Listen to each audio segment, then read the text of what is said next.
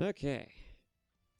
Hello, everybody, and welcome back to another episode of Naven Gaming, where today, actually, this isn't an episode of really Naven Gaming, is it? No, today we're doing a new thing. We're not playing a game today. Well, kind of. We're doing something a little different. See, you know, as you can probably tell by the date on the bottom right, it's uh it's a little bit over election day, you know. And so I thought, why not go ahead, right? And let's just do something a little different today. And the thing that I have chosen to do is actually kind of complimentary, you know, because with election day having came and wins, we're going to have potentially the same usual song and dance as what happened with the 2020 election, right? Because the 2020 election was a fucking masterclass in just disaster.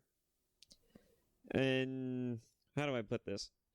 You remember after 2016, right? After good old Trump decided that, he was going to become the president, and run for office and managed to get it. And then how the world collectively lost its fucking marbles afterwards. Well, we're going to do something a little samey here. Ever since then, a lot of crazy shit happened, right? I don't know how many people remember 2016 and onward, but I do. And, well, I don't think I want to really go back into that. But the point being is that, it was a crazy time. Very crazy time. And then 2020 happened, and then everyone was like, you know what? Let's get him out of office. Let's get somebody else in charge, right? So we hired Rob Zombie to be in office, and we found out that having the establishment party and Rob Zombie in office was not a fun experience. Not at all. In fact, it hurt us quite a lot. In fact, probably more than when we had Orange Man in office, right? Because the motherfucker at least knew how to run an economy, right? And let's be honest here, the only person who was hurting during the economy were the upper middle class or just the upper class. Let's just be fucking honest about that. I remember his policies, and none of them really hurted anyone except the upper middle class or to the upper classes. The only people who were getting hurt were the people who deserved it. Let's be honest. So that being said, and that's not even going into some of the other things that he talks about and he's known, he's done. Like, moving on from before we get too political here. So, the world collectively lost its marbles when he got into office, right? And we saw unhinged behavior, the likes of which that I don't think any of us have ever truly recovered from. You remember when I mentioned, oh yeah, actually, no one's seen that video. Never mind. So, before, when I made my Silent Hill 2 videos, I mentioned before that people are crazy, right? you know, there's a particular group of people who are crazier, all right? And it's the Democratic Party. All right. I mentioned very briefly that there was a crazy group of people on one side, and then there's just a bunch of old fogies who think they know how the world works on the other side, right? And so, with that being said, like the crazy people are certainly not on the right. They are mostly on the left, without getting too political. And I actually can actually prove this because all it takes is just a simple Google search on Twitter to know that to be true. But I mean, hell, there was a tweet not that long ago that I remember seeing somewhere. I believe it was on a. It was either on a. It was on a. I think it was on a Kirsha Twitch stream, or it was somewhere. else. I don't remember. Point being, like I actually that's all. Sometimes I do take a, I do float around and I do take a look at the Twitter, forums, seeing what's going on. But either way, like there is. I remember seeing this lovely little tweet where someone had tweeted something along the lines of like, "Wow, Hispanic voters cost us the election. Now I don't feel bad if these people get deported." And it's like I think I think that right there is the entire culmination of what most people have with your party. You want to know why your candidate didn't win? It's probably because you're fucking awful people. Just simply awful. Don't get me wrong. I have no stake in the game when it comes to either the Dems or the Republicans. Let me be clear. All right? I think the Republican Party is got a lot of issues in terms of the amount of interests groups that are going into that side. And granted, I do think that there is some potential with Trump going back into office, but I don't really think that that potential is going to ever really be truly realized. And even then, let's say if it was best case scenario, he accomplishes to do a lot of things that work out for a lot of people, right? For a lot of people. And that's, and that's not just improving the economy, but also maybe even helping to rectify a lot of the social discourse and issues that are currently going on in the country right now. But it doesn't matter. I fucking hate this country. Anyways, fucking the biggest problem that I see so far. God, I really am making this into politics, am I? Okay, so without getting too focused on this, I do not like the Republican Party for one particular reason. That's they're too controversial with Trump at the helm. That's the first bit. And then the second bit is that, they have very old ways of looking at things and doing things that just doesn't work. It just doesn't work today, okay? It just doesn't work. It's never worked. And I still remember the times when their good old puritanical Christian values literally were memed on because of stupid shit like, well, the Pokemons were fucking... I mean, it was mostly just like pastures and shit, but it's like, for a fucking fact these people were probably thinking the same goddamn thing. These are the same people who were saying that video games cause violence, right? Same shit. If they're not trying to make Pokemon somehow the summoning and mastering of chakras to summon demons and shit for children, like they're saying video games cause violence among other things, right? So, I don't think we're good either way. I do think that Trump is the lesser of two evils, but that's just my 2 cents on that. The point being is that with everything that's happened, and because I know exactly what the fucking crazy people on the other side of the aisle is like, okay? Because I've seen what these people have done, and I still remember the riots in Portland. So I can definitely tell you with absolute certainty. And not just that, but I know what California's turned into. With knowing all of these things, right? I can absolutely say that the next 4 years are going to be a painful one.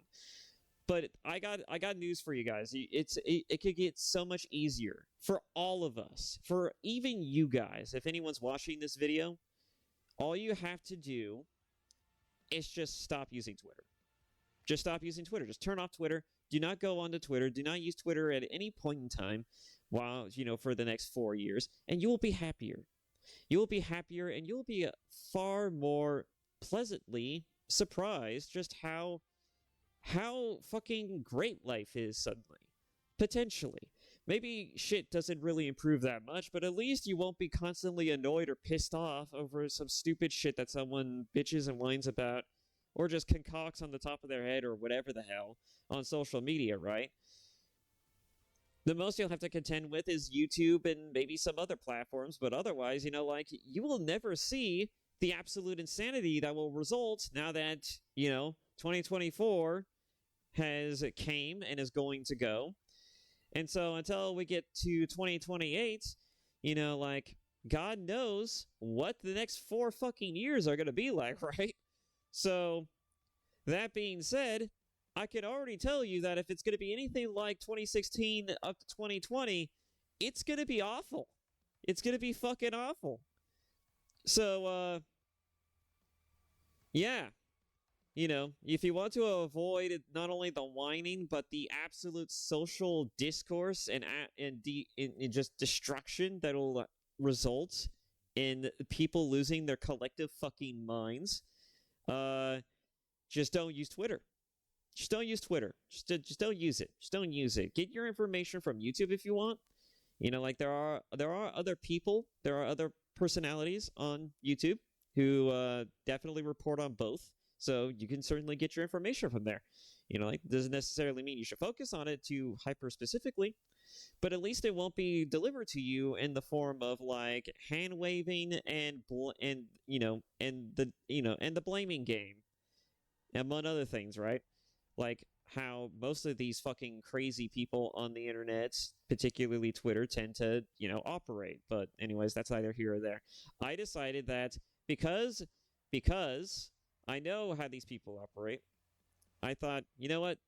This might be a great time to reflect on what is ethical and not ethical, right?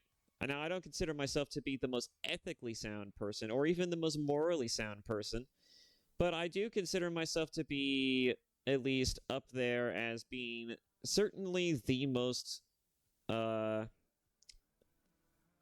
wouldn't say I am the wisest person, but I like to think that I'm at least better than the next person, right? I like to imagine that I'm at least better than the next person, right? And so I thought, why not have a video where we just take an interesting little game? So I saw someone, I saw someone play this. It was, I was watching, going through my recommendations on my YouTube. That is not this channel's YouTube. And I just thought, oh, what do you know? There's an interesting little game that someone played from Phase Connect, and it was and I was watching like a clip from Jelly's stream, and apparently she played this weird personality test, and I'm like, you know what? That's interesting. Well, it's not really a personality test; it's a morality test, but you get the point. Like, I thought, that seems like an interesting idea. That seems like a very interesting and pretty unique thing to do, especially now after the election. Just kind of refresh ourselves on what it actually looks like, what it actually means to be morally and ethically sound, because we're gonna have a lot less of it in the next 4 fucking years. So why don't we do that? Why don't we play the morality test, right? Why not play the morality test, see where we're going to go with this? I haven't even seen the first question. I'm trying to avoid looking down. So, without further ado, let's just say fuck it. Let's just get into it. I thought this might be a fun little thing to do. Just a little getaway from the usual shit that I do on my channel. And plus, again, I'm trying to experiment with my channel. I don't know what's going to... I don't know what people want to see. I don't know what people would like to see more, because nobody leaves comments or nothing. Some people do like my videos, but they don't really say anything. They just they just watch, and sometimes they don't even watch for a very long while. They just watch for maybe like 30 minutes. I think the longest was an hour. So, yeah, that being said, let's go ahead and just get into it. All right, so... Big 3 morality test. This version of the moral foundations test condenses the 6 moral scales into the big 3 scales of nurture, tradition, and liberty. The result is a more streamlined and manageable test than is usually seen with moral foundations, allowing for an easier overview and comparison with friends And mind you, again, I just saw a clip of this, so I don't really know where the how this test functions or where they pulled this, these test questions from. I just saw someone do it in a clip, and I thought it was just there was just some funny questions in there. The academic background of the moral foundations framework is that social scientists such as Ravi Lyer and Jonathan Haidt argue that there is a substantial variations in human morality and that these differences influence not just a person's decisions making and reasoning processes, but also their political outlook. By drawing on findings from their research, this test aims to give you your scores according to the moral foundations framework. For each of the following items, indicate whether you think it's morally okay or not. Okay, so that's basically the gist of it. It sounds pretty reasonable, right? I have no idea, like, where any of this comes from or what it even is all based on, but like the moral foundations framework, like I guess that could be something to research in my own time. But it sounds pretty interesting, right? So I thought, why not? If it's good enough for someone from a VTuber company to do it, I thought, well, why not do it on my own channel, right? So the first question, one of 36, is a man orders a custom-built sex. I saw this in the clip. We're already starting strong on this one. A man orders a custom-built sex doll designed to look just like his niece. We're gonna go with a fat no on that one, dog. We're gonna go with a fat no on this one. What the actual fuck? So yeah, I think that first question right there pretty much sets the. I think that is a good way to set the bar going forward for these questions, right? All right. So, God, what is the next question gonna have? Brian does not cooperate with law enforcement. Whenever he is pulled over, he refuses to answer questions and starts bickering with the officer about his rights. Okay or not okay? Let's see. He refuses to answer questions and starts bickering with the officer about his rights. I mean, it depends, right? Because these are all, another problem with this is that this is also kind of vague, right? It's just vague enough to where, like, you can infer a few things, but it's also open-ended enough to where it's just like, but we don't know exactly the context of how deep this goes, right? Like, Brian probably wants to cooperate, but the fucking officers are just dickheads or something, right? You don't know. We don't know anything about Brian. We don't know anything about why he gets pulled over. But I'm assuming that if he does it consistently enough, right? Like there's got to be some, fuck shit going on there, but I don't know. So Brian does not cooperate with law enforcement. Whenever he is pulled over, he refuses to answer questions and starts bickering with the officer about his rights. You know what? I'm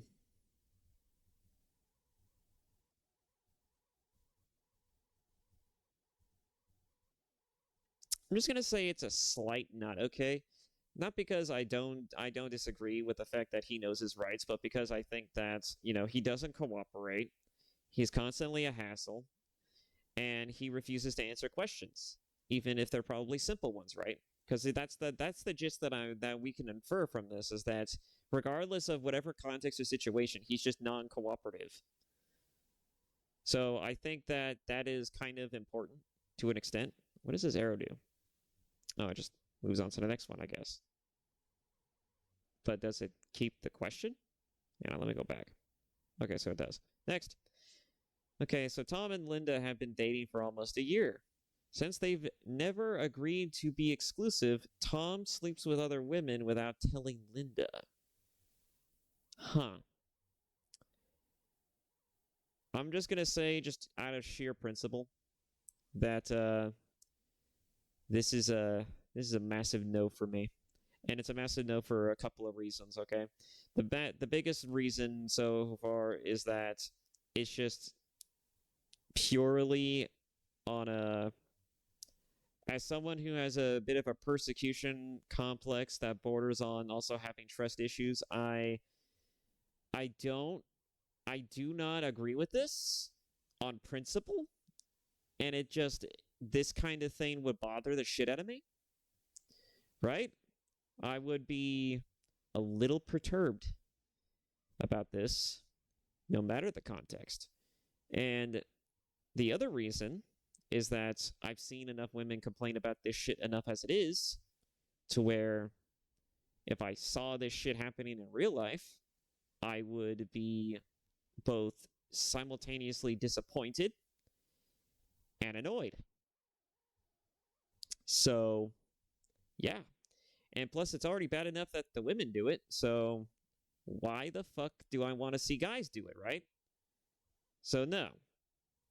And plus, we have enough guys who do that. And it's kind of one of the reasons why women use cheating and sleeping around as a justification for doing that, right? It's because guys do it. It's like, well, yeah, guys do that. In fact, guys are primarily programmed to potentially want to do that, but it's not imperative that they do that.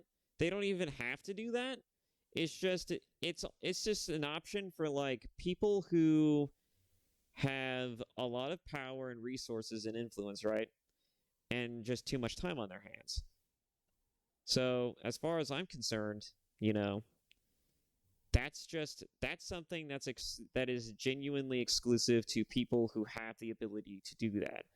And if you're the type of woman who's constantly being with guys who have the ability to do this, that listen, I'm not going to say that it's wrong that it happens, but what I am going to say is that if you allow it to happen more than a few times, the problem ceases to become a man issue and it becomes primarily a you issue. Like, how many times do you need to fail before you learn this lesson, old man? How many times do we need to do this before you learn this lesson, old man? But no, seriously though, it's like some of the women out here just be fucking torturing themselves. I mean, Jesus Christ. But yeah, no, just out of principle, no, it doesn't sit well with me.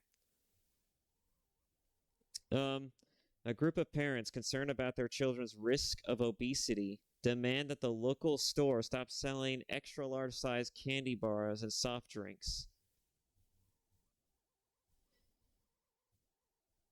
What? Um, hmm.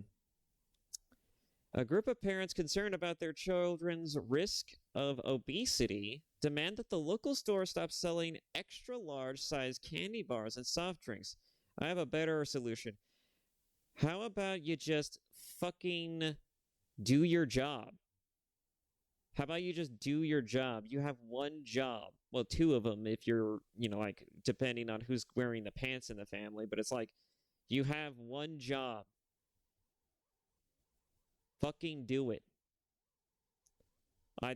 This always bothers the shit out of me. It's like, oh man, the government should always pay for should always pay for me and my ability to raise my children. Oh man, the dude I want to fucking like get a divorce from should totally still be paying me money and giving me some type of resource as well as a house and a roof over my head so that way I can continue to raise the children fucking haphazardly or just not at all.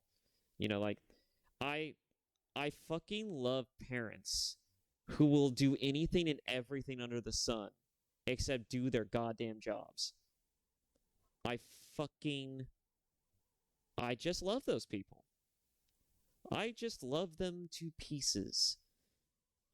I fucking I don't think I need to say anything more, right? This is just do your fucking job. All right? I don't think you could do a better job at being a parent than just simply every once in a while, just like once a week maybe, just to sit down and just talk with your kid. Just be like, how's it going, little Timmy? How are you doing today? Like how's school going? Like how are you having fun? What's something you've been doing recently? You've developed a hobby in something? Oh, cool. What's the hobby? You know, like, well, you like playing video games? That's awesome. I like playing video games. What kind of games do you like to play? Just take a genuine interest in your fucking children's lives and just do your fucking job as a goddamn parent and keep track of what the fuck your children are doing. It's like, this is not rocket science. Just do your fucking job. God damn it. It's like, okay, no, I'm not going to get into this. Moving on. The principal of a school says that none of her students are allowed to draw Muhammad on the school premises or to bring Muhammad cartoons to school. I'm assuming that's how you say that, right? I don't know what this is, but this is clearly a religious thing. So, the principal of a school says that none of her students are allowed to draw Muhammad on the school premises or to bring Muhammad cartoons to school or anything that's related to the subject, right? So, I'm assuming this is a religious thing. I'm gonna say that this is obviously a no because we have laws against this. You cannot stop people from practicing their religions or really whatever or doing whatever the fuck they want to do, right? You just can't do that. And plus, it's just frowned upon in general. You know, like you can't force people, especially children, to do things that they don't want to do. Kinda, sorta. Like you still have to guide them and help them mature in ways that are actually beneficial, not just to themselves but to society. But it's just like you still have to be reasonable, right? You still have to do it reasonably. And this is unreasonable. Could be arguably seen as being a little too fucking overreaching, potentially overly zealous, right? So we're going to say this is a big fat no. Dan turns up the TV just as his father is talking about his military service. I'm gonna just leave that as is. Because on one hand, this isn't necessarily a bad thing, but this isn't a good thing either, right? I mean, like, if your dad is someone who loves to talk about his military service and likes to use it for every fucking thing under the sun, you know, like, that's one thing. But if it's like, this is just disrespectful. All right? This is just disrespectful. Don't be disrespectful. You know, like, if someone's talking to you and they're trying to talk to you about something and they're using their prior experience as an example and you've heard it at least a dozen fucking times, you know, turning up the volume on your TV to ignore them is not what I would consider to be respectful or even applicable behavior. You just don't do that. You just don't fucking do that. It doesn't matter the context. Just don't do it. All right? I'm not going to say it's okay. And now that I said all that, I'm actually leaning more towards not okay. But I'm not going to say it's wrong either. I'm gonna say it's somewhere in between okay and not okay. I'm gonna say that it's mostly not okay. Jane's boss calls all of his employees by their first names, but does not allow any of them to call him by his first name. When Jane insists that it must be a two-way street, he fires her. And this is an oddly specific thing to get bent out of shape over. Okay, so Jane's boss calls all of his employees by their first names. That's okay, so that's not too bad. I mean, like, you know, if like that's being familiar with someone. You know, it's being comfortable with someone. You're expressing a level of comfort with someone by addressing them by their first name, right? You're not calling them Miss. You're not calling them Mr. or Mrs. Right? You're calling them by their first name. All right, so there's a level of familiarity and I would, yeah, I don't know what else to say. There's a level of familiarity to it that's just like, oh, well, there's something very personable and familiar with this, you know, like with this person that's entirely within their ability and right to do that if they want to. And, you know, like, unless it borders on them being a little too, you know, like, friendly, I don't see the problem with that. In fact, I think a lot of people will like it if their boss was a little bit more approachable and friendly, right? But anyways, I digress. but does not allow any of them to call him by his first name. When Jane insists that it must be a two-way street, he fires her. That doesn't make any fucking sense to me, but, granted, this is the question, and this is the situation posed by said question. And so, and my response to this is simply that if you don't like people calling you by your first name or by any name, don't don't be doing the same shit to other people. All right? If you don't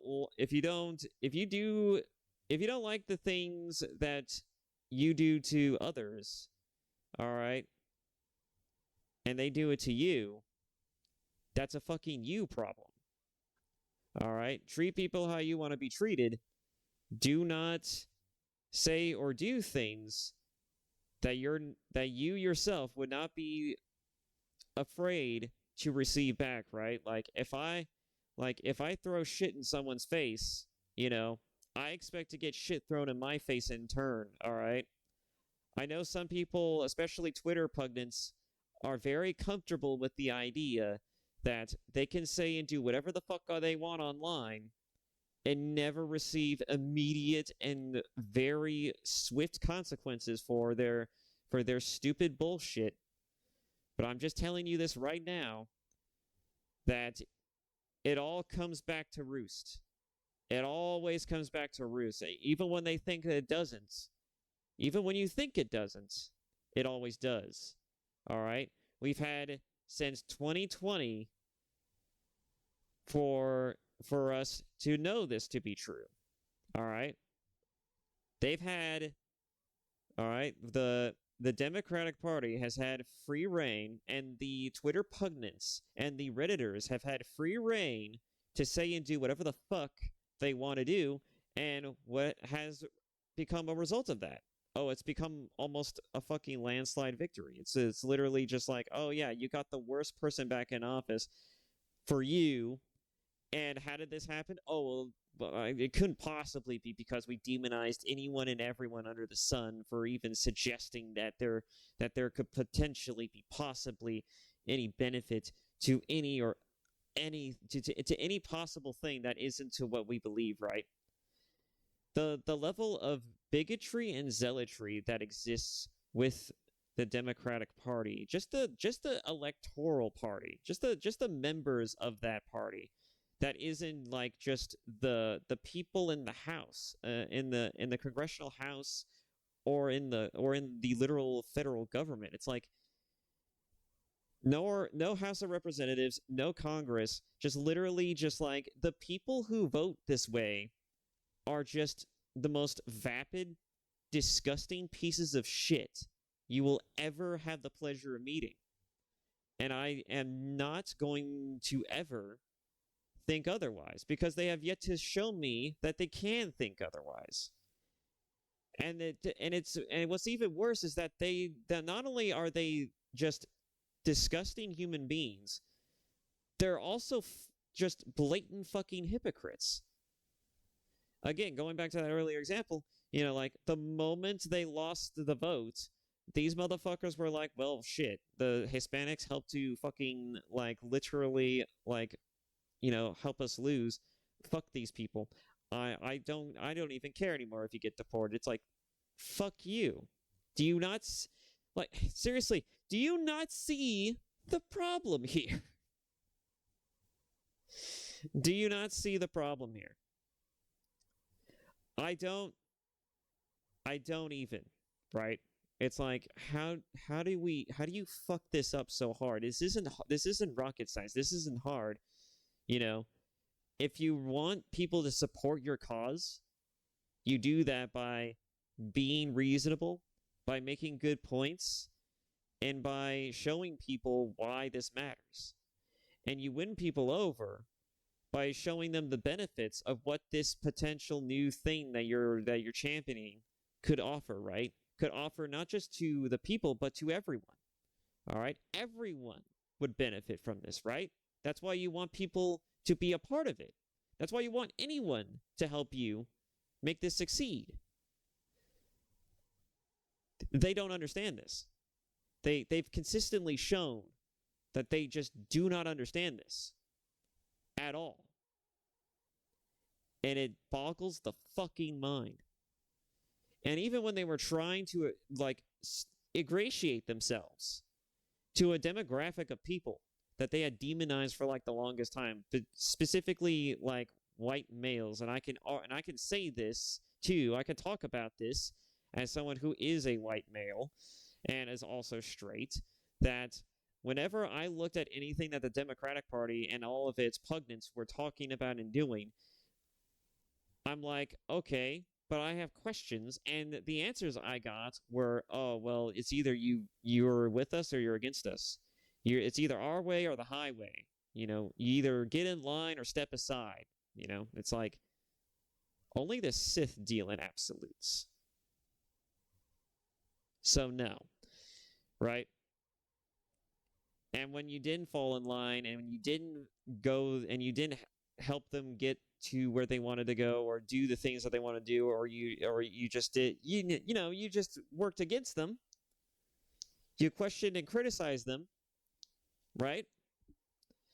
They got all pissy, and then they started screaming bigotry and isms at you when they're not really true at all, and if at all, and they just expect this to work. They just expect that to be a thing. It's like they can't possibly see a potential reality where people might be a little, like, weary of the things that they're saying and the things that they're doing, right?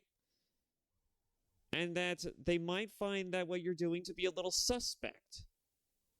And so instead of assuaging these worries and trying to convince them otherwise, they're just like, oh, let's just double, triple down on being sus as fuck and just basically be like, you're either going to work with us or we're going to make your life a living fucking hell. We're going to cancel you. We're going to make your life miserable or some shit like that, right? Or we're just going to continue to talk shit about you and everyone like you. And it's like, do you not see the absolute hypocritical nature of it, the hypocrisy of it all? They will complain ad nauseum about how the other party is filled with extremist groups and how a particular gender and pigmentation is full of extremist groups, as well as just being overly privileged. But then the moment they don't get their way, they devolve into being the literal fucking thing that they bitch and rave about. And they're somehow surprised that they lost. They are somehow fucking surprised that they lost. I have no respect for these people. At any rate, and that's not even to talk about what they did to fucking entertainment as a whole. Jesus Christ, there's so many franchises they butchered and fucking buried because of their stupid bullshit. It's fucking non-existent. Anyways, I'm getting off topic. This is not okay. Like, at all. It's just straight up not okay. If you don't like being called a specific thing, then exercise the fucking mindset, the nice wisdom, the nice old adage of do unto others what you would like to be done to you, right? What you would like to receive in turn. Don't be fucking stupid. Bob and Pam are siblings. Bob is given $10 by their father and is told to distribute it between them as he likes. Bob gives $1. You know what? I think I'm going to unminimize this. Because I think about it sometimes and I'm like, my backgrounds have music on my desktop. So I thought, why not actually just allow my backgrounds to play in the background? Their weird, their music in the background for people. Let me just cycle through, I guess. Okay, well, that one's new, and it's not really music, it's just action and dialogue, so that's going to be distracting. Mass Effect background, that works. Alright. So, Bob and Pam are siblings. Bob is given $10 by their father and is told to distribute it between them as he likes. Bob gives $1 to Pam and pockets the 9 himself. Well, that's just That's just rude. That's just rude. How could you do that? Our siblings, Bob is given $10 by their father and is told to distribute it between them as he likes. Bob gives $1 to Pam and pockets the 9 himself. I mean, his father did say to distribute it between them as he likes. And so he gave Pam $1 and kept the rest of it himself. So you know what? I would say that's the father's L, but you know, I still think it's kind of fucked. I would say you should definitely divvy it up. You should definitely divvy up the money. If Pam agrees to it, that's one thing, but he really should be more considerate, in my opinion, and give her at least a little more than a fucking dollar. A Christian baker refuses to custom decorate a cake with chocolate letters that would carry a pro-gay message. A Christian bakery refuses to custom decorate a cake with chocolate letters that would carry a pro-gay message? I do think that is an L for the bakery. I don't care if they are Christians. I don't think it's a good... Again, we're going back to the same argument that I went on a fucking tirade over. All right? I would never suggest that you should exclude any type of group of people simply because of any moral or religious reasons, right? I would also suggest that you don't do any stupid shit involving just like, oh, well, you know, like, we don't really like or agree with these people or what they're about, right? Well, you run a fucking business. That doesn't fucking matter, all right? What matters is, am I doing the job to my fullest to provide the kind of product that the customer desires, right? Am I doing the job well, and am I doing it correctly? And it's like, well, if the answer is fucking no, then do your fucking job and just do it, you know?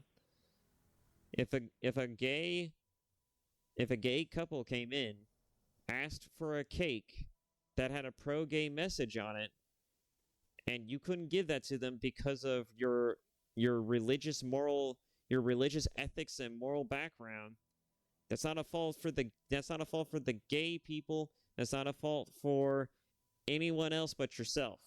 And it's also going to reflect poorly on your business because, again, this is about business. All right? You're in a professional circumstance. It is your job to provide a necessary service to the people who come into your store wanting to buy your product, whether it's food or otherwise, you know? And if you give them a lesser version of that, that speaks more about the quality of your work and of your store. You just generally, it speaks to the very merit of your character as a professional and as a person than anything else, right?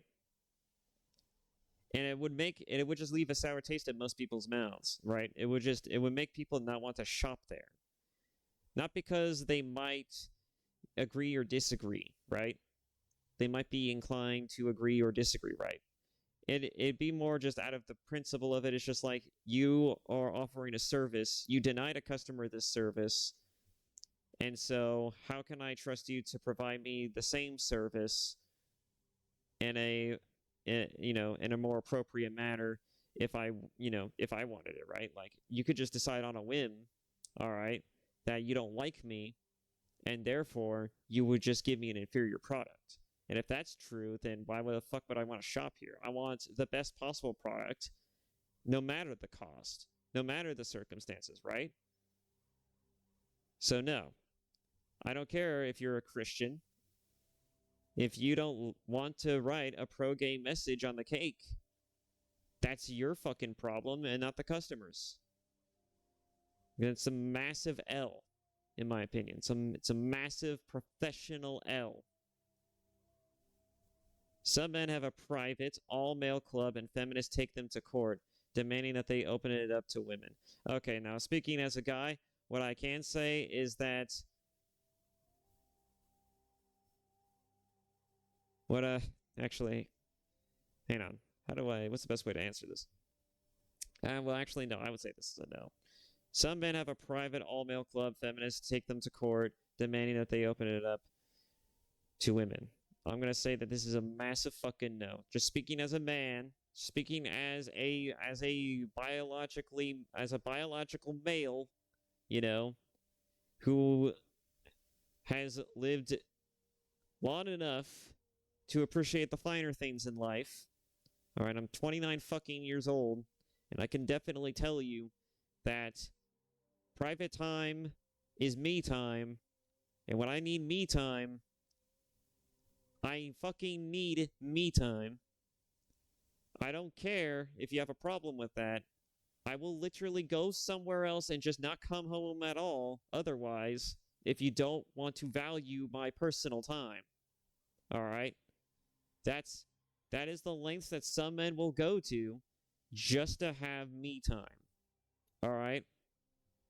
Some women will do the same thing, but some women will most of the time just want to go and hang out with the gals, right? For their quote unquote me time, right? Because they're social animals and they get social reinforcement by being around the girls, right? Well, it's the same thing for men, but different, right? Men don't hang out with the homies unless they want to hang out with the homies, shoot the shit, and just have a good old time, right?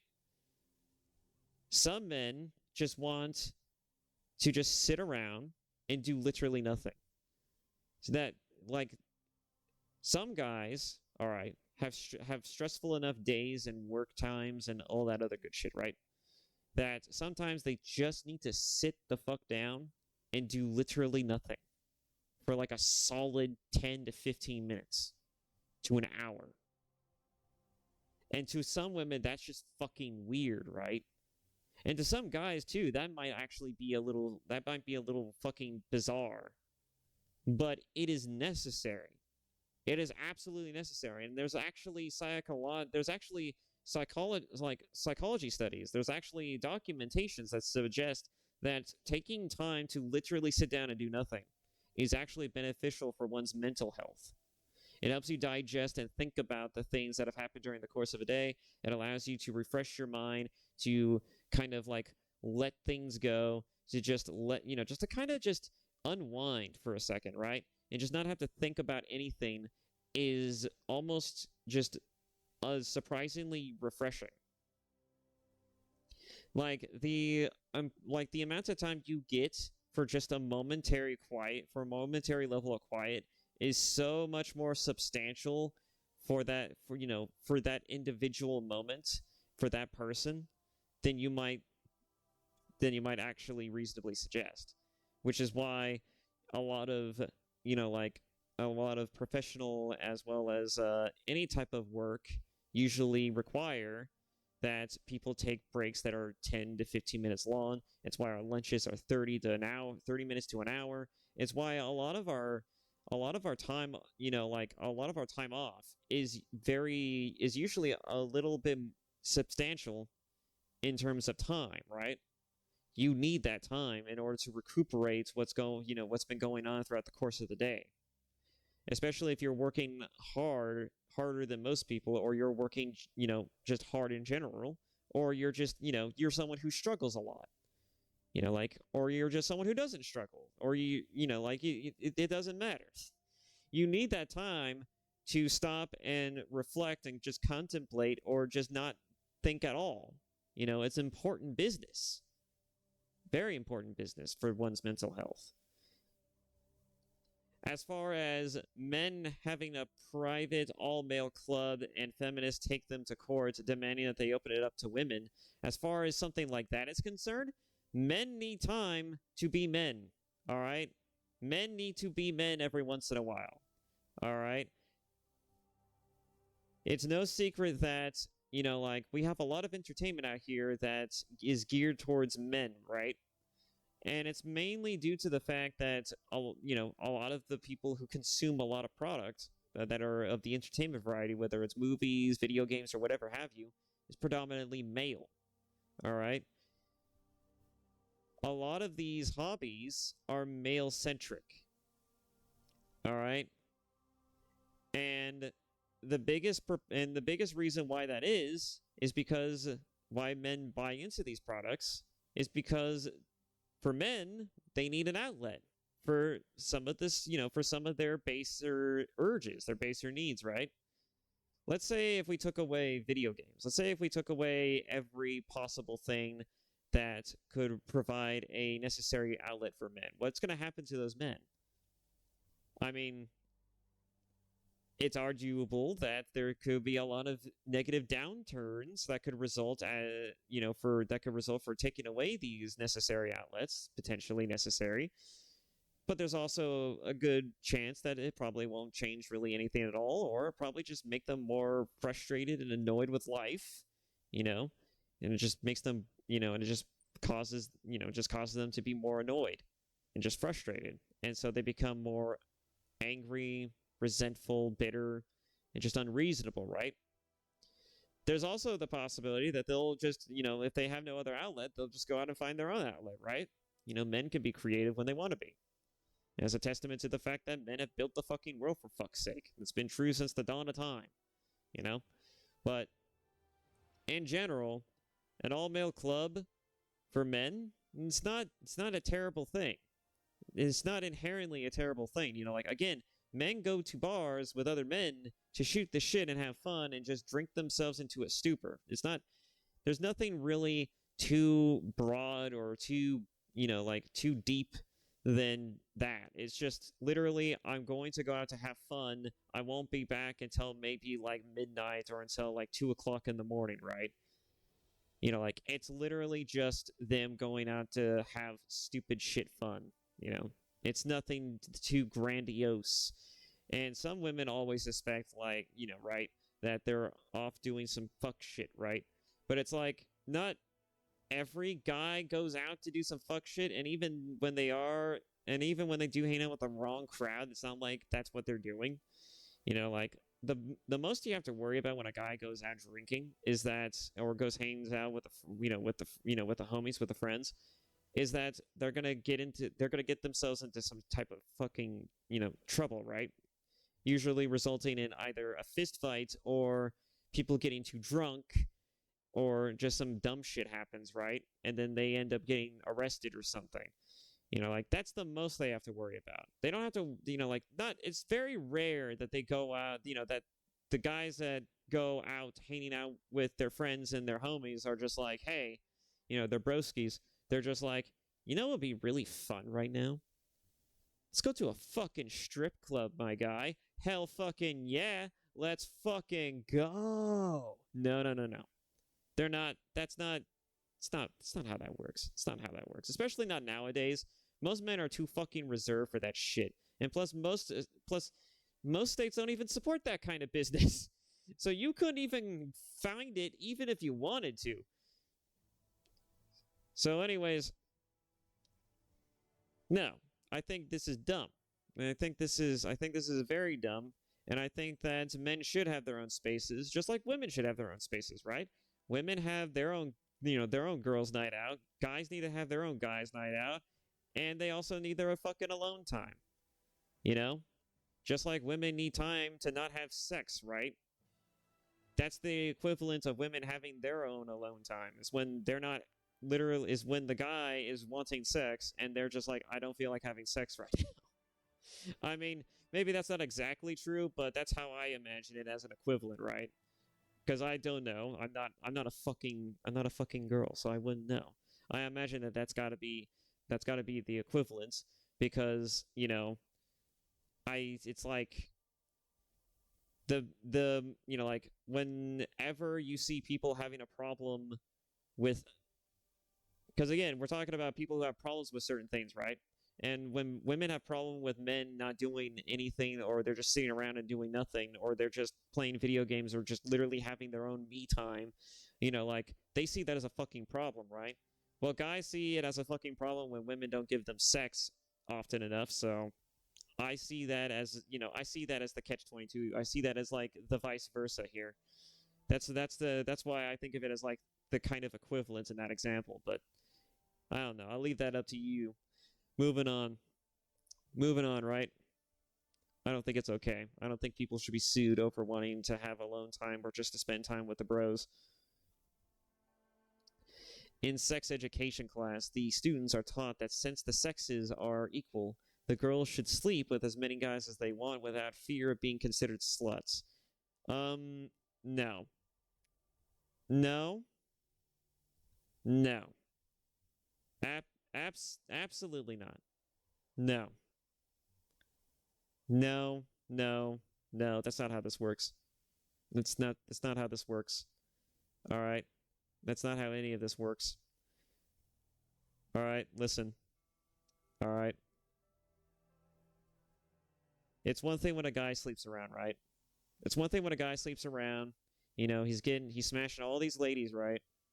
All right, and I'm not gonna make the Chad Bro podcast argument of, oh man, you know, like it's totally fine when dudes do it, right? No, I'm not making that argument. I'm just gonna sit here and I'm gonna say that if a guy is in a position of power and ability to where he can do that, and he can do that reasonably, then I don't see why the fuck not, right? If he wants to do that, that's his prerogative. If he wants to make it harder for the rest of us, too, that's also his prerogative, right? I can't tell him not to do that. He's an adult. He can make his own decisions, all right? If he wants to go sleep around and be a literal gigolo, that's his prerogative. I'm not going to tell him how to run his fucking life. But I'm also not going to sit here, okay, and argue that it's totally kosher and fine when women do it. No. It's not great when either sex does it, but the reason why men get away with it a little bit more is because they have the ability most of the time to do that. And plus, it's not necessarily seen by most dudes as being a apprehensible act, you know, an irreprehensible act or an apprehensible one or just something that deserves condemnation, right? It's usually seen as just like, oh, damn. He's actually a player. He can go around and he can do this shit. He knows the game, right? There's some people see this as one to two ways, right? As well as potentially a third, right? If you're someone like me who's just kind of tired of the discourse around this shit, right? You know, like most dudes see it as one to two ways, right? They see it as either being like, oh, well, you know, like this is a terror, you know, well, not a terrible thing, but this is like, oh, well, they see this as like, that's kind of cool. I wish I could do something like that. I wish I had that kind of game. You know, like I wish I had the ability to just fucking, you know, like riz these girls and just sleep my way through several swaths of women and just, you know, have that kind of ability. You know, like some dudes would like to be the kind of guy who could do that, right? Not necessarily that they want to do that, but that they had the ability to do so, that they could do that, right? Just the idea that they could do that is enough for most dudes, because when they actually get into the actual nitty-gritty of actually doing it, most dudes realize that, yeah, you know what? I think I'm good for just one squeeze. Thank you. I think I can settle for just one squeeze. Thank you very fucking much. No. It's it's two ways that they look at this. The first one being like, man, I wish I could do that. I wish that was me. And then the other way they look at it is like, wow, this guy understands the game. He understands how this shit works. They must know how the female mind, you know, functions and operates. We should definitely take in his wisdom. You know, we should learn from this guy to understand how to get women, right? And honestly, that's not a terrible fucking idea, considering that when you ask a woman most of the time about, like, how do you get girls, their response to that is just like, oh, just be yourself. Just be yourself. You know, you should just be fine with being who you are. You should just go and ask them out. You should, you know, you should present yourself more stylishly. You know, you should wear like a suit or something. You know, like, and you should walk up to a girl and just be all nice and polite to them. You know, you just be a gentleman. You know, like they'll give you the mother like answer and response to how to riz up a woman, and it's like you do that, and then you find that it translates to you're either stuck in the friend zone, right? You build a decent rapport with them to where like you're stuck in the internal friend zone, right? Because you're a doormat. or you're literally a pushover. You're literally a pushover, or you take it way too far, right? And you come off as being creepy. So no, it's understandable why most men do not and honestly should not ask women how to rizz up other women. I do see the reasons why dudes should, shouldn't do it. I understand it, and I also understand why it's probably better if they don't. And rarely do I ever see an example or even think of an example where it might be a good idea to ask a woman's opinion on anything, unless it was to add, to run scenarios by them, right? Just to run scenarios by them.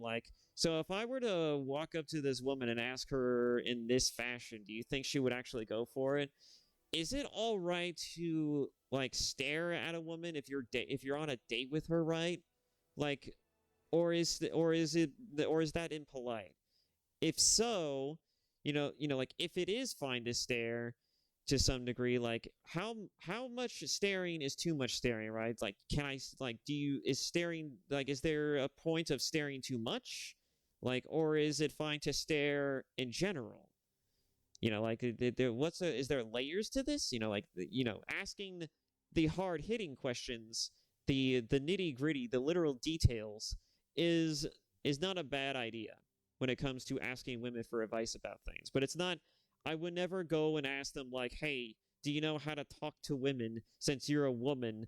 Do you know how to rizz up and flirt with women? It's no. You cannot ask a woman to ask them how to rizz up and flirt with other women, because I'm going to be honest, women have been doing that recently in spades, whether they're lesbian or they're just plain, they're role playing as dudes on the internet. And let me fucking tell you, the results are hilarious, and I love seeing the memes around it. And it just goes to show you that the old adage of women don't know what the fuck they want is still somewhat true to some extent, despite the amount of bullshit and, nannering around the subject being usually that's not true. We definitely know what we want. Even though some women, you could literally ask them, what do you want for dinner? And they'll be just whatever the fuck you want. And it's okay, do you want tacos? We can go get tacos for dinner. Yeah, that sounds fine. That doesn't sound like an enthusiastic yes. So I'm going to assume no. How about instead of tacos, we get Chinese food? I'll have whatever you're going to have. It's for fuck's sake, woman, it's a yes or no question. Do you want anything? Just fucking answer the question. And then when they do give you a solid response and they're no, I'm not hungry. Or no, it'll make me too fat. And then you decide not to buy them anything. They get pissy about it. And it's you said you didn't want anything. And it's oh, I didn't really mean I didn't want anything. And it's okay, fine. In that case, from now on, every time we go out to eat for whatever reason, I'm just going to buy you a side order of fries. I'm just going to buy you a side order of fries. Not because I think you're going to eat it, but just so that way it's there in case you want it. Right? Just in case you fucking want it.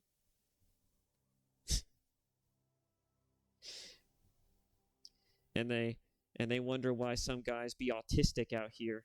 Jesus fucking Christ. Anyways, I'm getting off topic again. This video is going to be 3 hours long, I can already tell. In sex education class, the students are taught that since the sexes are equal, the girls should sleep with as many guys as they want without fear of being considered sluts. I, again, full-heartedly disagree on this, on just the sheer principle of the fact that you are still a slut if you go around sleeping with other dudes. I don't care what the language is or discourse is around it, alright? It's not cool when the dudes do it for women, on the women's side of things. And so what makes you think it's cool when you do it? What makes you think it's cool when you do it? If you don't like it when the guys do it, why do you think it's cool when you do it? It really does beg the question of, do women really not like these things, or do they just have penis envy? You don't need to sleep around. you really don't. And in fact, there's a lot of evidence and psychological well, specific, there's a lot of documentation, all right? There's a lot of information going around that women who engage in these type of acts versus women who don't usually find that they're a lot more mentally unstable as a result of this. Like, if you, like, the amount of partners that you have is proportional to how fucking batshit crazy you are. All right? And if you're someone who has a lot of partners, you probably might have you probably will develop a problem. Not necessarily in the sense that you're fucking, like, psychopathic or whatever, but just in the sense that you can no longer look at men like partners, right? Like your other half. They're just objects, right? They're just objects to you, just like women are constantly, bashing men for viewing them like they're objects, right? The only difference is that you look at men like they're a fucking resource or an ATM to you, whereas men just look at you like you're the prize at the end of their journey, at the end of their rainbow, right? Like you're the prize at the end of their race. You're the trophy that's awaiting them at the end of all of their trials and tribulations, right? You hate that shit, right? So why in God's name would you want to follow the same example? It's not that's not how this works. That is not how this works. Anyways, so since the sexes are equal, the girls should sleep with as many guys as they want without fear of being considered sluts. I disagree, simply because also another factor of this, now that I just thought of it, because I just completely blipped on this.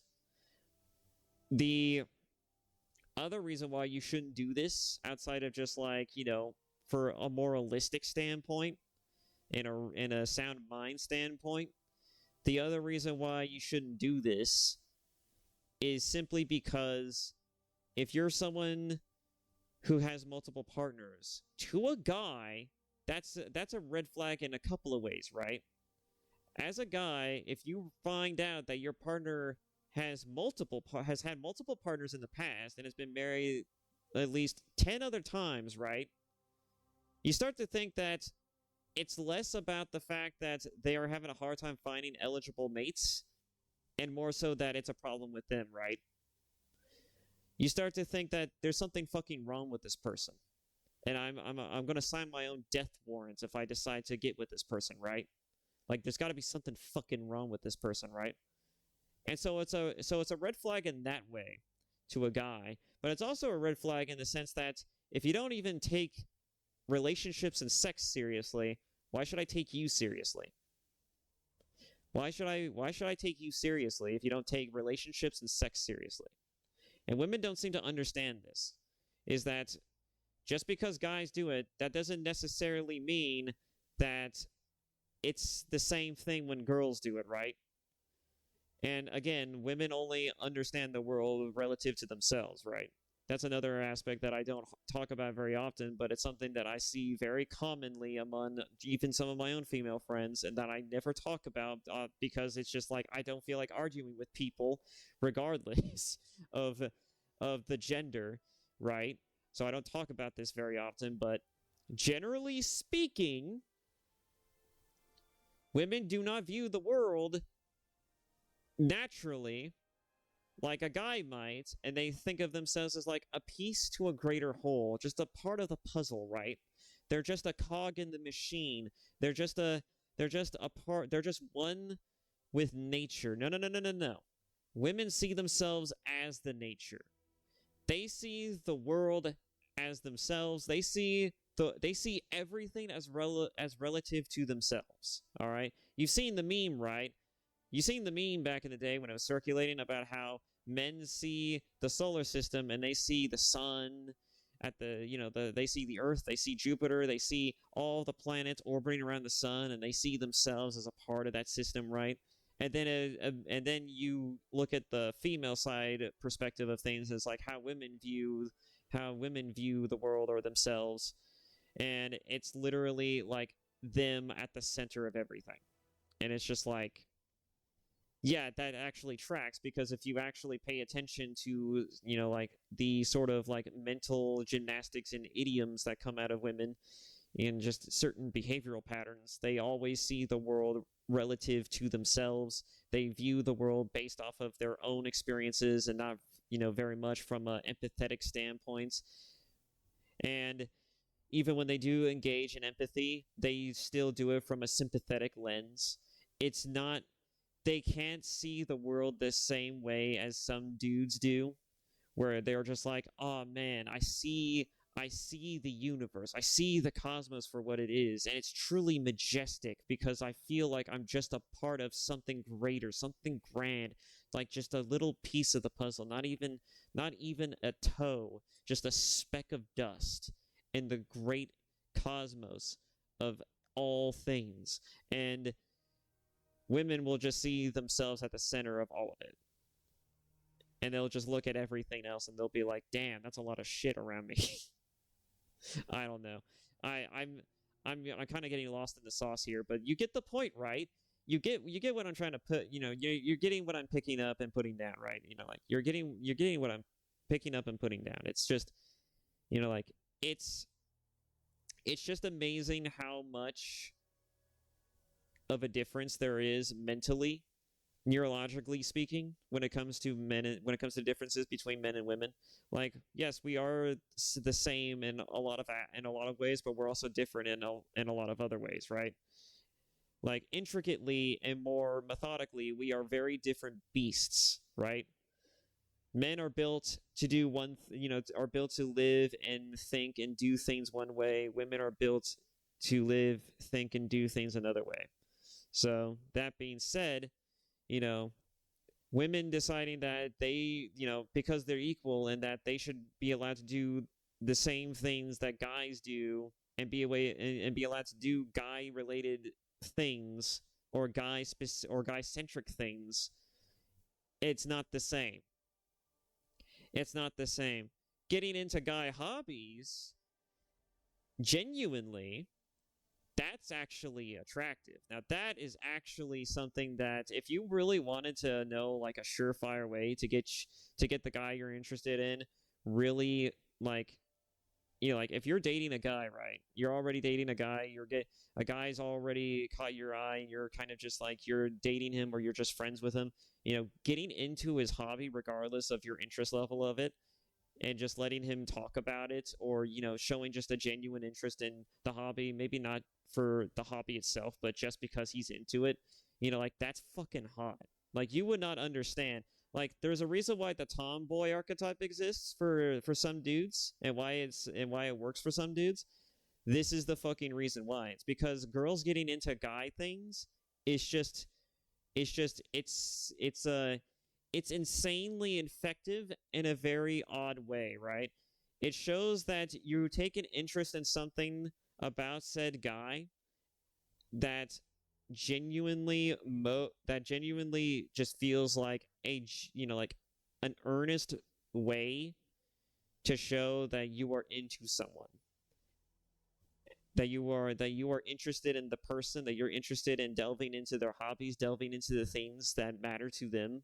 And so to a guy, that's like, what's the best way to put this? What's the equivalent of putting that of saying this? That's like what's the best way to put this? Damn it. Okay, so that would be like if you were to wear the t-shirt of the guy you just slept with, right? If you wake up and you just decide, I'm gonna wear this guy's t-shirt after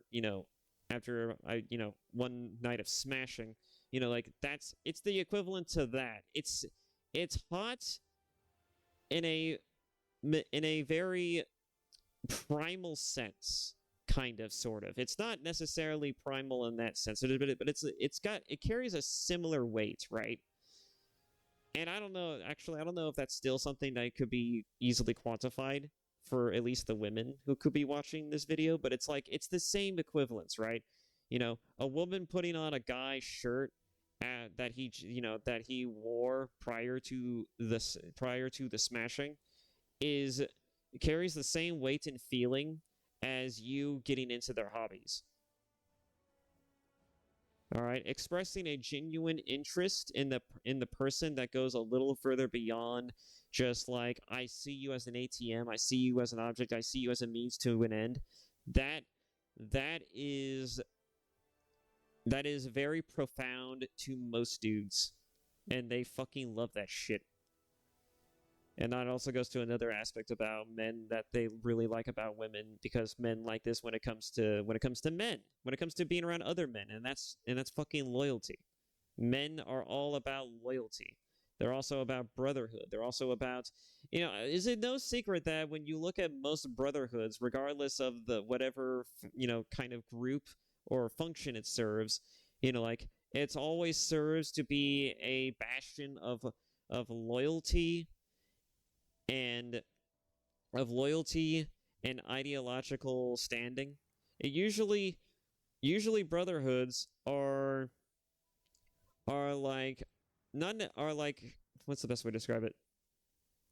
Brotherhoods serve a few functions in the sense like they allow dudes to be a part of something greater than themselves and allow them to be able to excel and flex in a group that they otherwise respect and feel like they are genuinely a part of.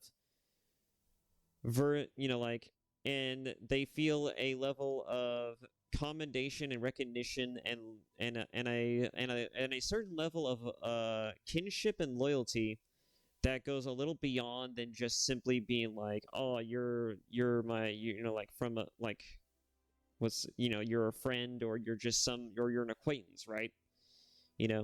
It's something a little bit more, it's something a little bit bigger, right? And that's the thing about dudes, that's the thing about a lot of guys, is that they often love to gravitate towards causes and actions that are greater than themselves. It's one of the reasons why men are fucking leaders in most industries, is because they are the ones who love to do things greater than themselves. They like to put themselves in positions where they can have the most significant amount of like how do you say this? Where they can have the most significant amount of the most significant, the most profound. It's eluding me. Shit. Anyways, basically, they want to be in a position where they feel like they have the ability to be able to make the most amount of change in their given situation possible, right? As well as being able to do that effectively for not just themselves, but for those around them. Like most men want to contribute to something better or greater than themselves, right? They want to be a part of something more substantial, all right? It's one of the reasons why passion is so hard to come by nowadays for men, and it's why it's so hard to motivate men these days. It's because they have no passions, they have nothing to strive for, and there is no spaces where they can go to channel these particular type of things. Men need to be passionate about something in order to find something that they can do effectively and meaningfully in a way that is beneficial, not just to themselves, but for those around them. They want to make the change that people want to see. They just don't know how to do that. And they don't know how to do that effectively. And they want to know how to do that. Because if they did, then they would be pursuing that to the letter. They would not be just sitting on their ass doing nothing, like they do constantly today. Anyways, I'm getting off topic again, and I'm going to just move on from this. I'm just going to move on from this. So, in regards to the sex education class, and the girl should be allowed to sleep with as many guys as they want without fear of being considered sluts. No, this is absolutely not okay. It's not okay because of the first reason being that men are, if it's not okay for the men to do it, then why the fuck do you think it's okay for you to do it? All right? unless you just have penis envy, it shouldn't be okay for anyone to do this if someone genuinely feels harmed or genuinely doesn't like it when one side does it. So why should the other side do it? And then the other reason for it is because the evidence is there that women who engage in these type of practices are often seen as potential problematic mates. Guys don't want to date women who've been around the block a few times. Like, let me just put it to you here. You know what? I just remembered the best example I've ever seen. Someone had told me this example once, and I'm like, this is such a great example, I'm fucking using it, all right? The example that someone once told me was this. All you ladies out there who could be watching this video, have you ever heard of this little known thing back in the day, like really, really back in the old biblical times, right? Have you ever heard of something called the village toothbrush? Everyone used it, and there was only one brush. You only had one brush to clean your teeth with, and the way you cleaned your teeth with it and the way you sanitized the brush after doing so was not what you might consider to be the most hygienic thing under the sun.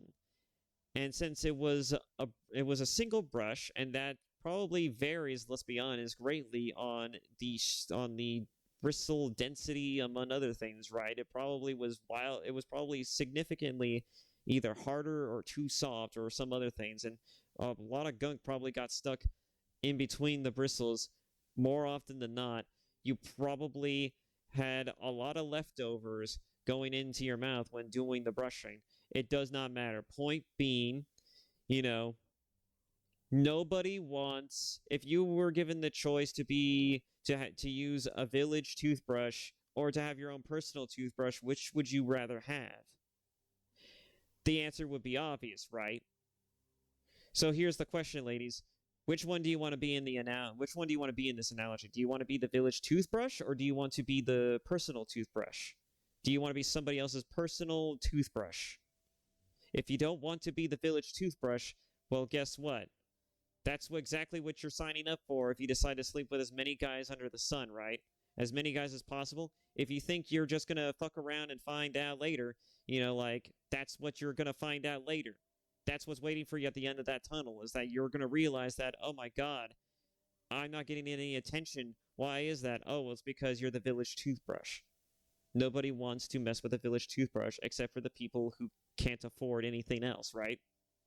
Or, just want something quick and easy to essentially just kind of help, clean themselves. That's convenient in a way that, helps to do the job and then just fuck right off, right? No different than prostitution. So that being said, you can either choose to be the village toothbrush, or you could just be somebody's personal toothbrush. All right? And this analogy works on a multitude of reasons, but when it comes specifically to the personal toothbrush, all right, that doesn't necessarily mean that you are subservient to the other person, by the way. And all it really means is that you could be having coitus with one person or multiple people, and then be seen as a fucking, as a potential pariah and quandary for the rest of your fucking existence. All right? If you don't want that, don't be the village toothbrush. Okay? Okay, moving on. All right? This is a big fat pass. Big fat no. God. I would say I spent way too much time on that question, but I felt like that was too topical and too important to just let it slide. Tina promises her dying mother that she'll visit her grave once a month. After the mother has passed away, Tina finds it hard to squeeze in the time, and her visits drop to about once a year. Okay, so Tina promises her dying mother that she'll visit her grave once a month. After the mother has passed, Tina finds it hard to squeeze in the time, and her visits drop to about once a year. Honestly, I see that as an either or, right? Like if Tina is finding it hard to squeeze the time to go visit her mother for more than maybe like once a year when she promised to do it once a month or whatever, that's not necessarily a bad thing. It's all entirely dependent on circumstances and reasons. Like I don't think her mother would be brokenhearted if Tina had to prioritize her own well-being and her own yeah, just her own well-being generally instead of going to visit her mother, right? I don't think her mother would be too bothered by that. I don't think anyone in particular would be too bothered by that. I think the only person who would be a little bit miffed about this is if someone connected to the mother noticed that Tina said one thing but ended up doing another thing, right? I can see how some people might take a little bit of an umbrage with that outside of it, but otherwise, like if Tina is having a hard time making ends meet and is having is just basically working most of her days, has literally no time to herself, no time at all, is working two jobs, can't get a vacation to save her fucking life from any of them, Tina's gonna find it really fucking hard to go visit her mother, right? It's totally understandable, and especially nowadays. I can't fault anyone for not having the time to do anything. I barely have enough time as it is, and I'm just someone who works 8 hours a day. Well, technically 9 because I take an hour lunch because I work retail, and it's just like, like even then when I come home, it's like I barely have the motivation to do anything else except maybe play video games and just pass the time away, right? Until my next shift, because I'm literally the worst sometimes. Or, hell, I'm just the worst all the time. I am the worst. We'll just say that. I am the worst. But the point is, but you get my point, right? Like, Tina has her own problems to worry about, and I think her mother would be understanding enough to recognize that she may or may not have the time to do that. And I'm sure if anyone else was observing this behavior, I'm sure that as soon as Tina explained the reasons why she finds it hard to visit, like they themselves might come to realize that that's understandable, and that if you can't find the time to do it, then I can go ahead and visit in your stead. A nice person, a sensible person, a decent human being would see the challenge being presented and would rise to the occasion and be like, you know what, Tina, if you can't do it, I can do it. I'll go ahead and I'll deliver your mother letters. I will drop them off to her grave, and I will read them out to her, if you want. As a matter of fact, I shall read your letter to your dead mother for you, so that way you can still pass on your thoughts and wishes to your mother, despite you not being there to do it yourself. And I'm sure your mother, who is in heaven, will probably understand when she hears this as well. If heaven is a thing, and that is a thing that happens. All right. I don't see this as a straight negative or even a straight positive. I just see this as milquetoast. I see this as like middle of the road. I see this as just like, it's understandable. It's understandable depending on the circumstances. It's hyper dependent on it. Tim asks his father for permission to stay out late because his classmates are throwing a party. When his father refuses, Tim slams the door in his face. Alright, so Tim asks his father for permission to stay out late because his classmates are throwing a party. When his father refuses, Tim slams the door in his face. There's a multitude of reasons why his father could refuse that, most of which I think the biggest proponents for why he would say no is because sex, drugs, among other things, right? When your son says to your face, Dad, I'm gonna go out and hang over at Jimmy's place. Oh yeah? Why is that?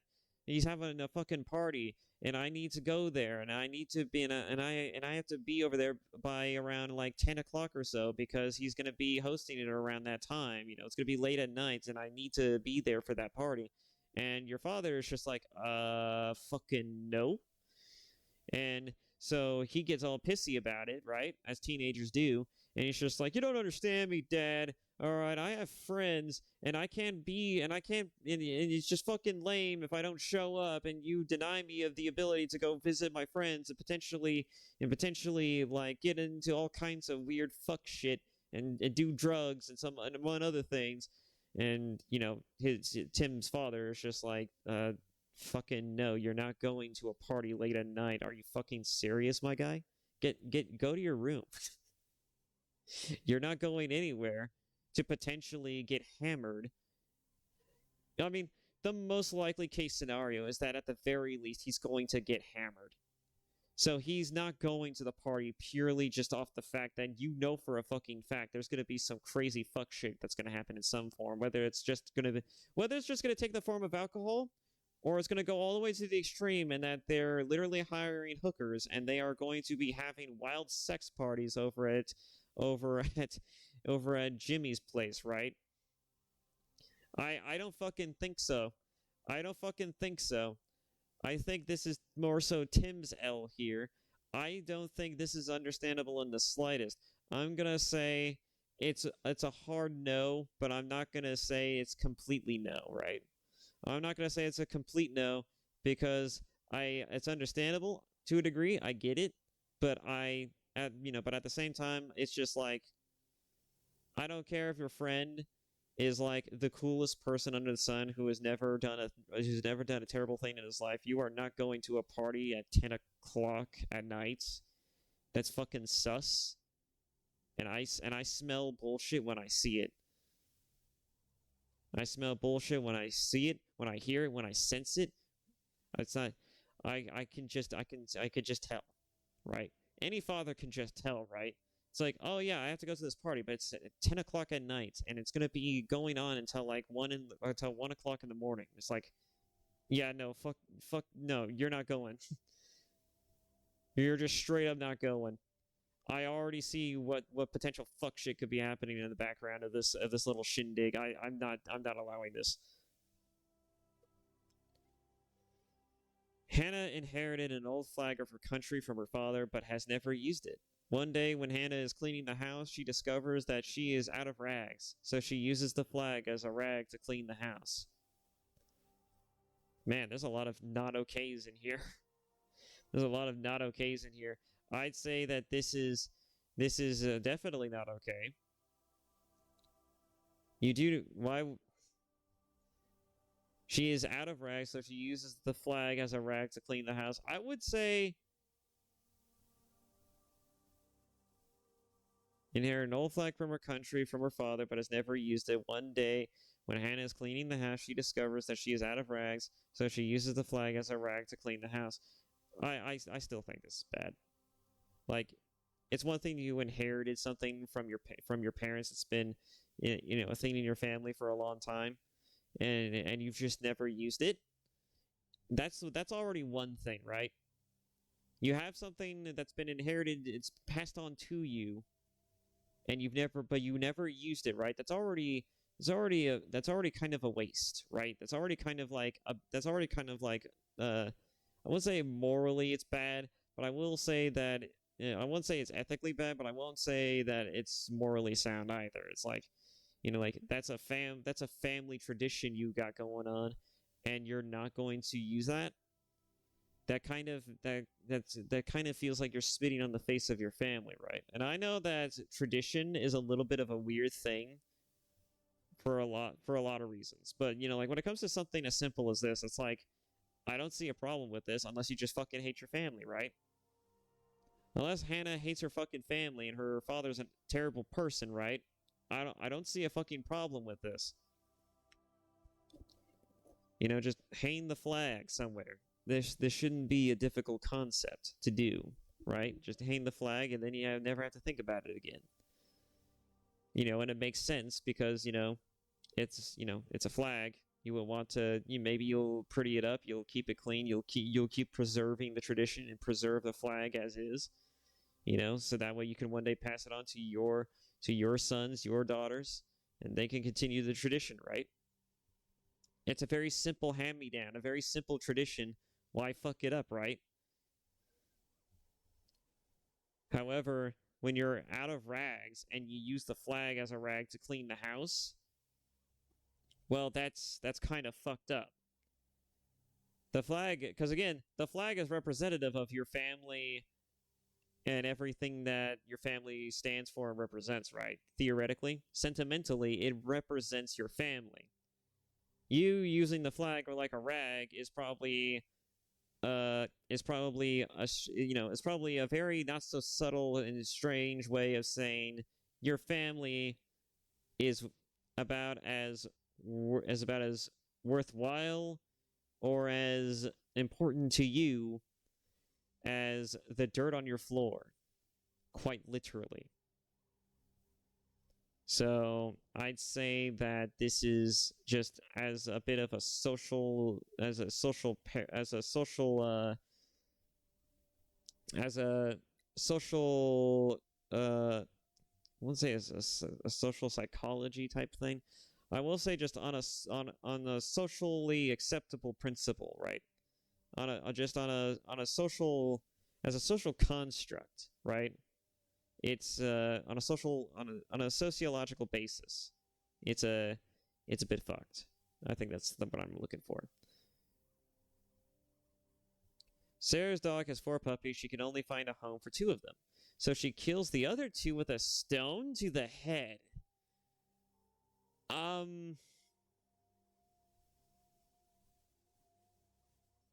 Sarah's dog has 4 puppies, so she can only find a home for 2 of them.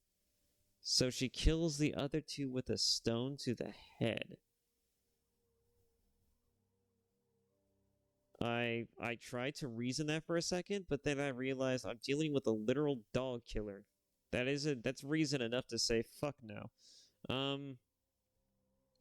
The head of a public department says that none of her employees are allowed to smoke at all, not even in their free time. Not even in their free time? No, that's not okay.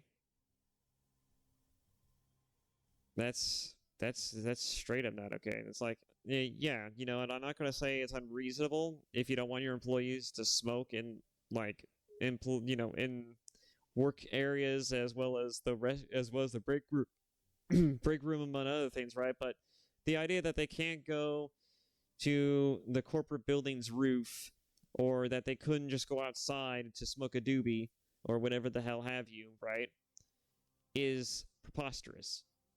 That they couldn't find a time or a place to do recreational activities such as smoking, whether it's a cigarette, a cigar, or whatever have you, is just ridiculous. It's ridiculous. It's ludicrous. Julie asks her friends not to fraternize with her ex-boyfriend Jake since he cheated on her with other women. 3 weeks later, Julie's friend Melissa is dating him.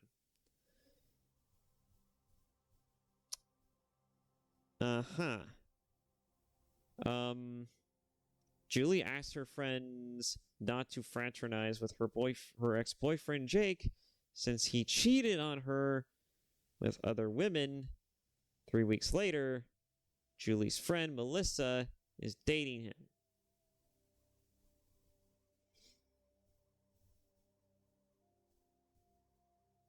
Listen, as far as I'm aware, that's a fucking warning, right? That's a fucking warning. And if you deny the warning, if you decide to play that game, that's your own fucking fault. That's your own fucking fault. Since he cheated on her with other women, 3 weeks later, Julie's friend, Melissa, is dating him.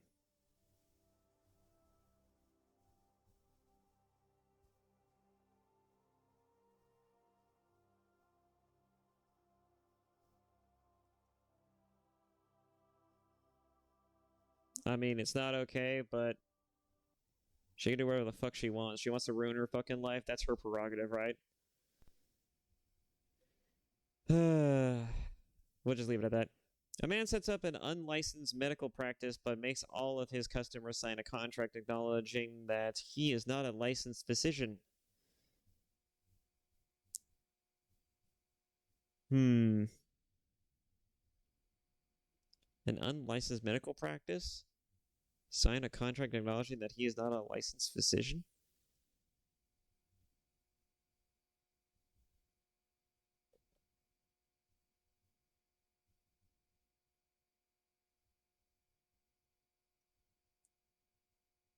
I mean,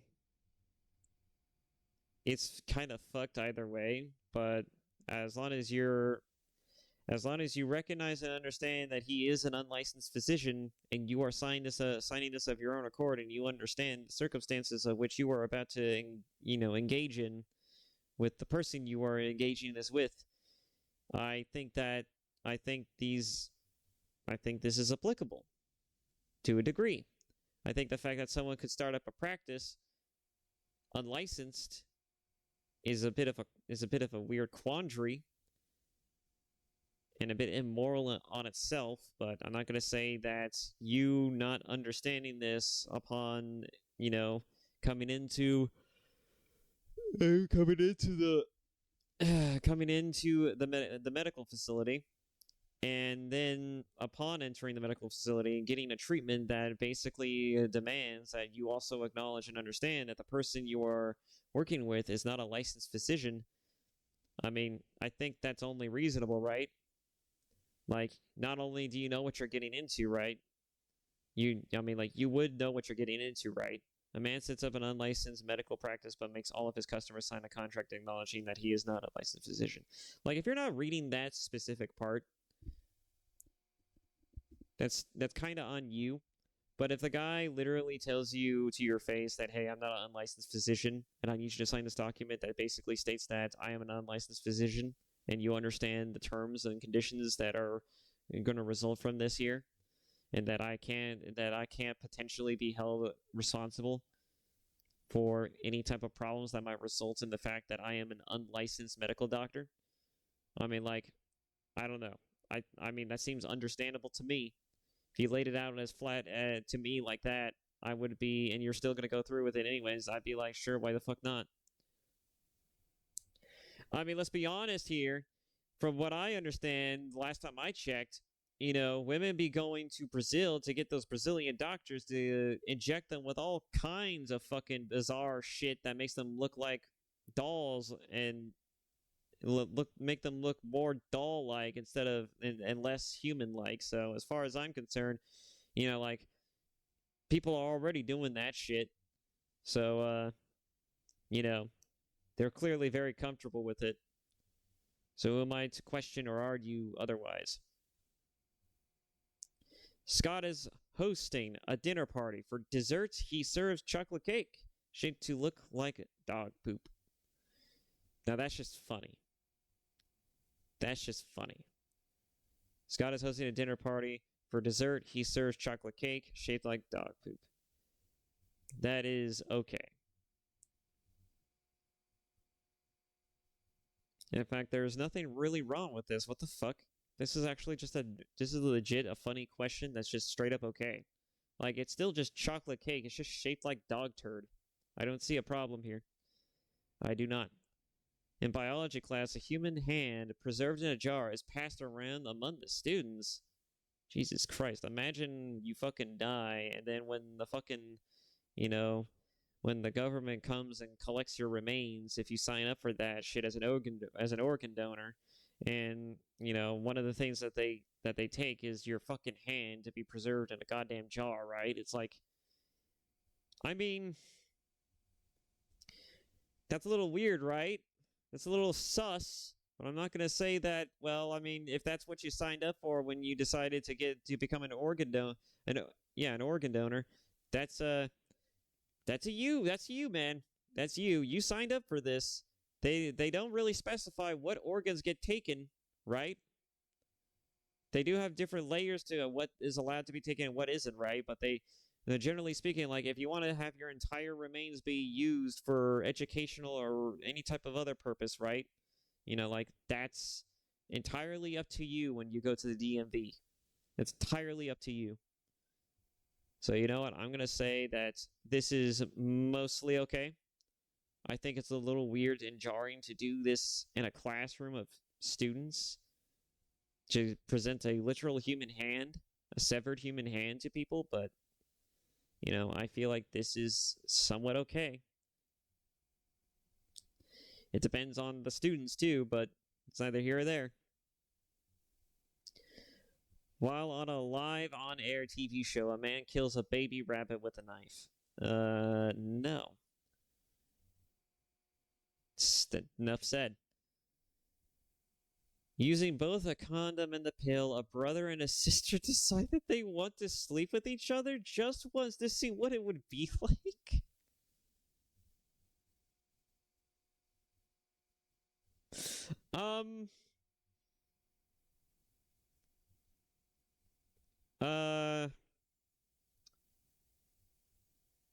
I don't know how any Texans or Alabamans might answer this question, but what I could definitely tell you is that this is a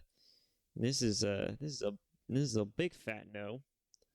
It doesn't matter how many contraceptives and methods they use. Anyone engaging in this act with family is a little is just no. It's a big fat no.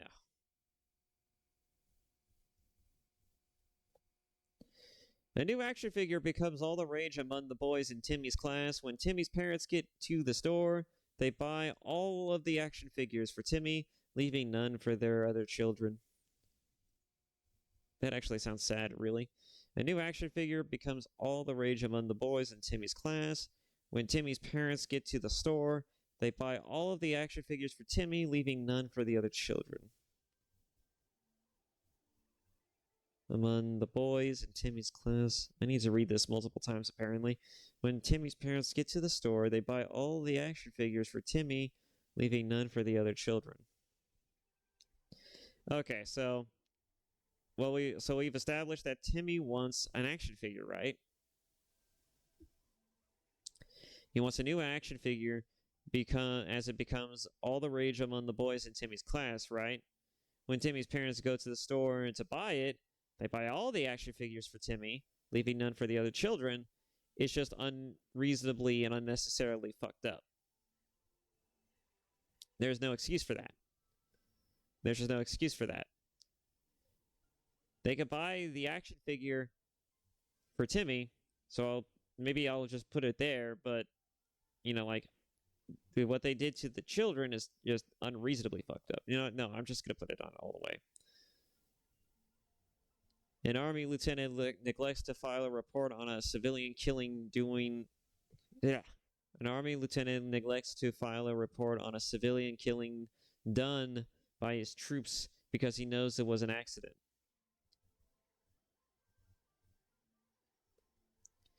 I'm going to say that's mostly not okay. I don't know what the military is like. I don't know anything about how this shit works, but I can definitely tell you that it's definitely going to depend on circumstance, because I know how fucking weird the military is about certain shit. So I'm definitely going to say it's mostly not okay. Or generally speaking, it's not okay in most circumstances, but it really depends, right? Because sometimes you have to kind of be a little bit liberal with the rules a bit in order to get things done, and also to make sure that everything works as intended, right? The military exercises a similar level of finesse when it comes to war itself, but sometimes, right, their overreaching nonsense creates more problems, but war by itself also presents its own problems. So I'm just going to say that it's mostly not okay. In sex education class, students are asked to inflate a condom with their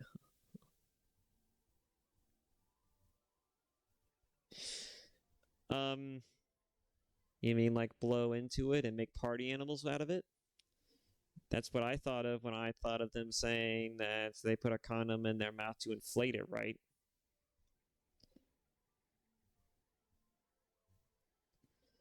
It's I don't know why a sex education class would be focused on asking their students to do that. But what I will say is that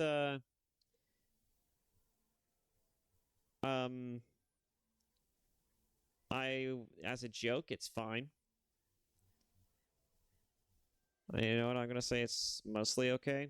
I mean, it's like again, it's not like it's not like they're using their mouth to put a literal condom over uh a living phallus, right? It's not like they're doing that. So I don't really have a problem with that because they're just told to inflate it. I mean, that's all it really is. It's just them inflating a condom with their mouth and then maybe doing something funny with it. And that's it. You know? And not even funny in that sense either. Just funny like, oh, I can now use this inflated condom to maybe make balloon animals out of it or some shit, right? Or maybe just use it like a literal balloon and maybe write my name on it or something like that. I don't fucking know.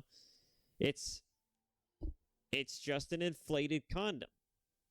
There's nothing there's nothing more sus other than that, right? You're just inflating a mouth with your condom and then using it like a balloon. I can't imagine what else you could possibly take from this. So I'm going to say it's mostly okay. When Kelly asks Steven out on a date, he sneers and says, like I'm going to date a woman who looks like my overweight bulldog.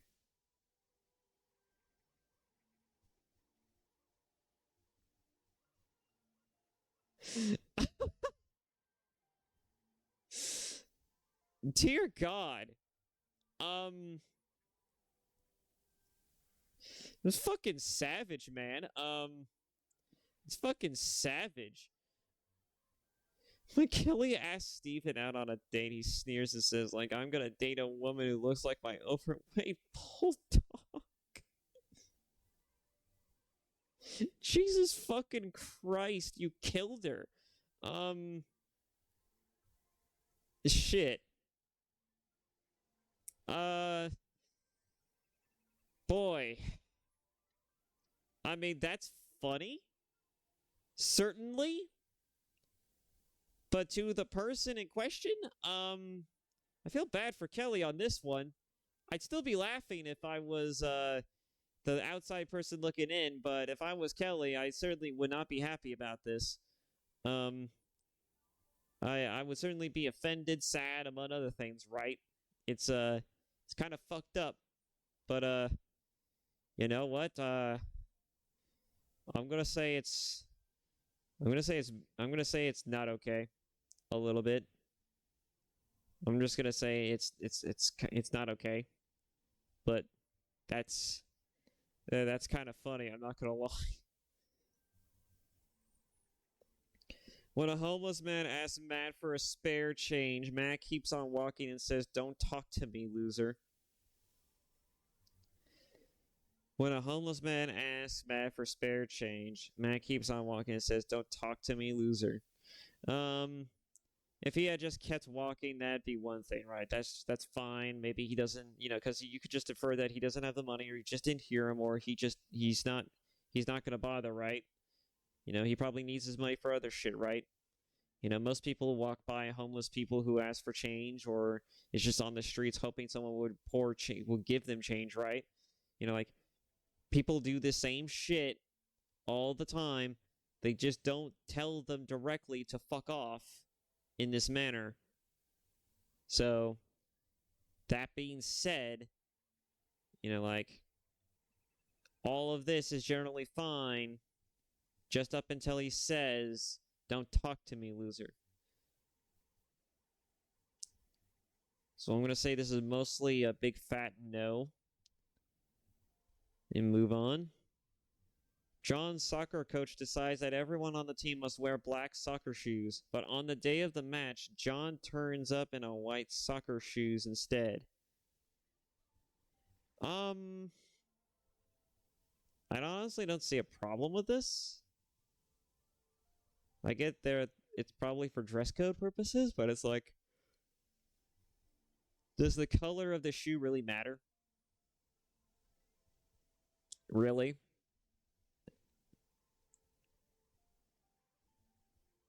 I'm just gonna say whatever on that one. That doesn't matter, right?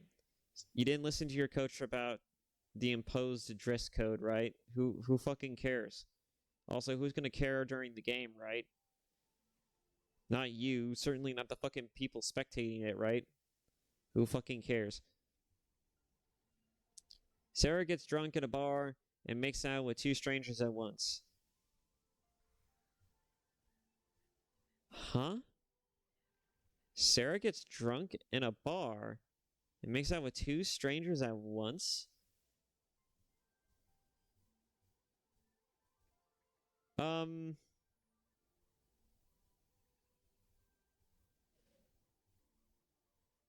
Huh.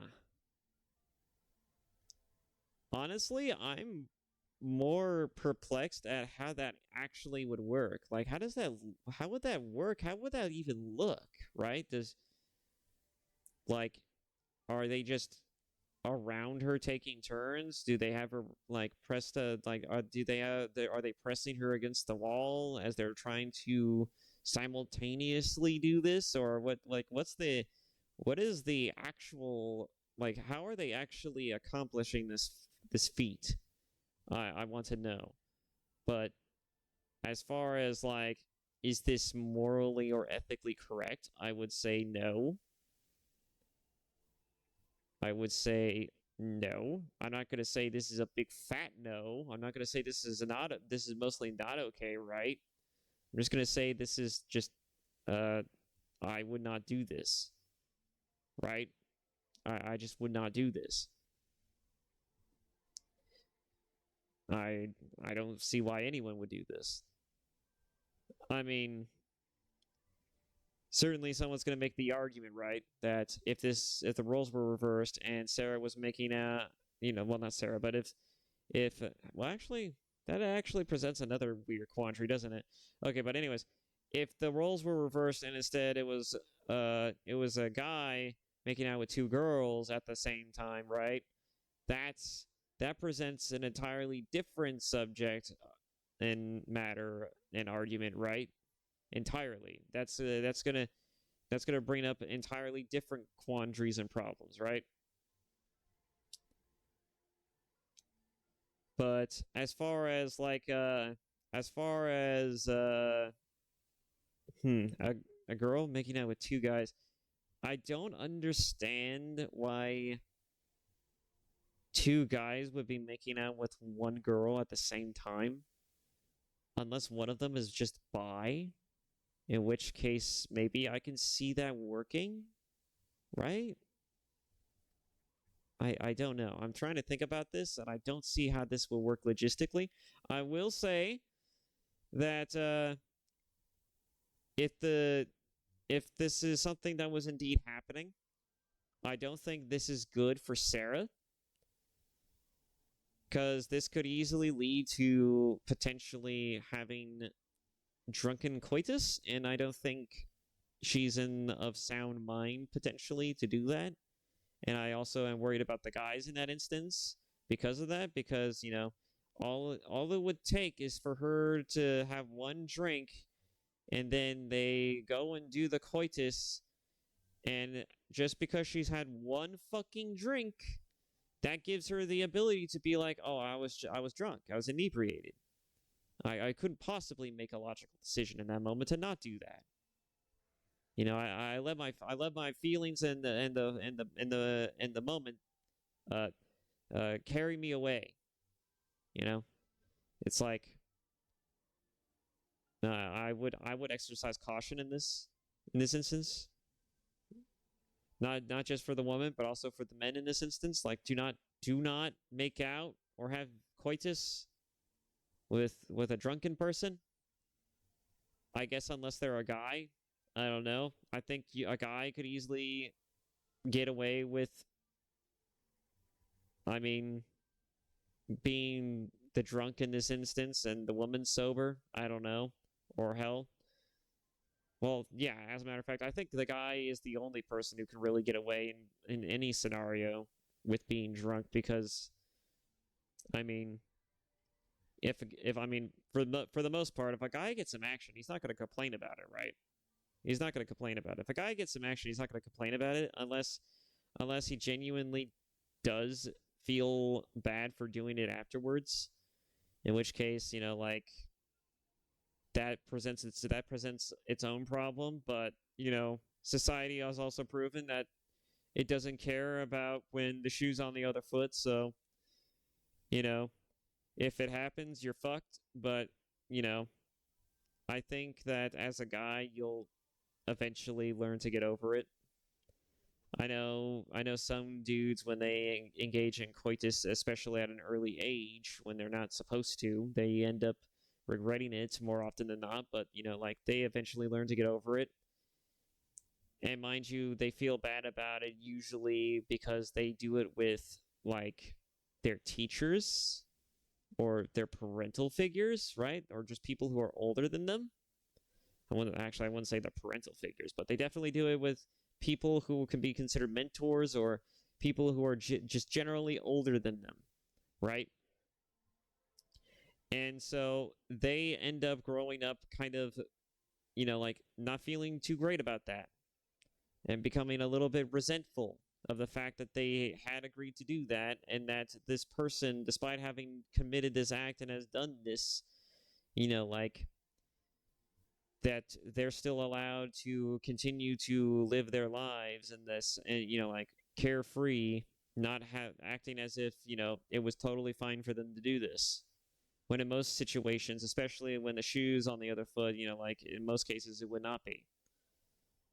So yeah, no.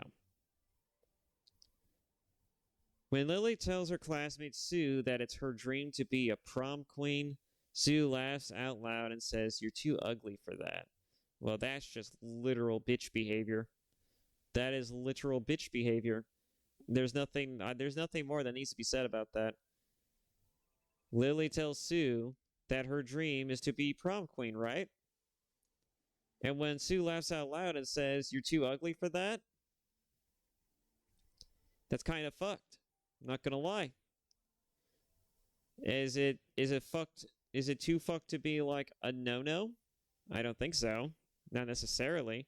I mean, yeah, it's kind of fucked up that she said that to her face, but I mean, it really depends on the context, right?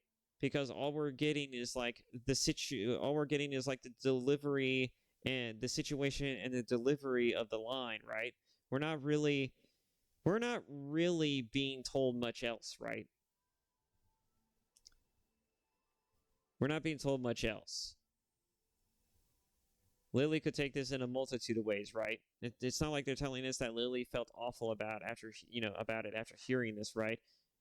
No, they're literally just saying "Oh, well, you're too ugly for that." It's it's not inherently awful. It's not inherently bad. It could also just be funny. It could just be a little funny thing that they're just ribbing each other like guys rib each other all the time, right? I know women don't usually do that, but this could be just a fun way that that women might be ribbing one another. I know that when women say shit like this, it more often gets taken as the negative because women are, they are quite frankly thin-skinned, not just literally but figuratively, and so they don't get negative comments very often, and so when they get exposed to it, they tend to take it very, very seriously, a little too seriously sometimes. So I'm not going to say that her saying that her dream to become prom queen is laughable and that she's too ugly for that to be great, but I'm not going to say it's totally, I'm not going to say it's total. I'm not going to say it's acceptable either.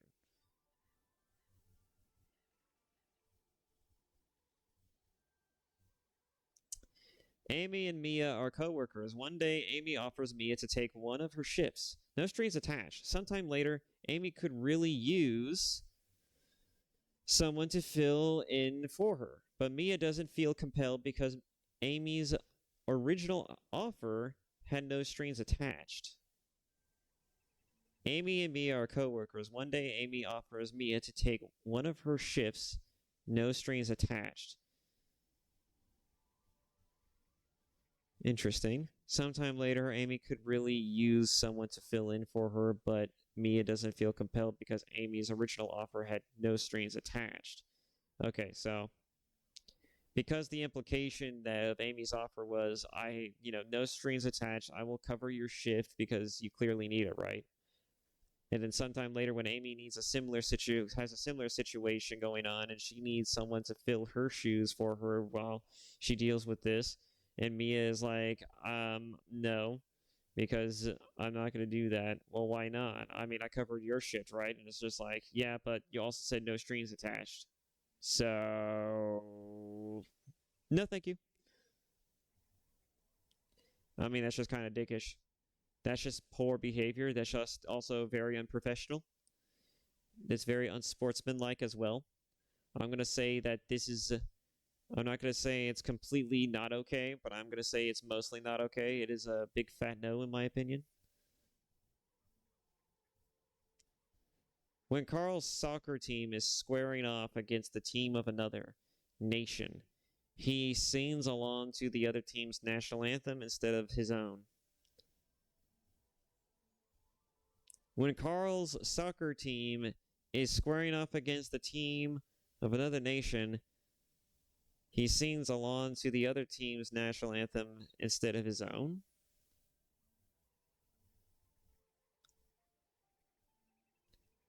Was Carl's soccer team... This doesn't make any sense to me. Why would you do this? When Carl's soccer team is squaring off against the team of another nation, he sings along to the other team's national anthem instead of his own. That's just... Unless he's from that nation, I don't see why he would do this, right? I don't see why he would do this. And even then, that just seems disrespectful for the team you're playing with, right? Because if again, we're talking about a team from another nation. This implies that he is a part of a team of a different nation, right? And you likely grew up in that nation. You likely became a part of that nation's team of soccer players because of the fact that you were born and raised there, right? And you happen to be good at the sport.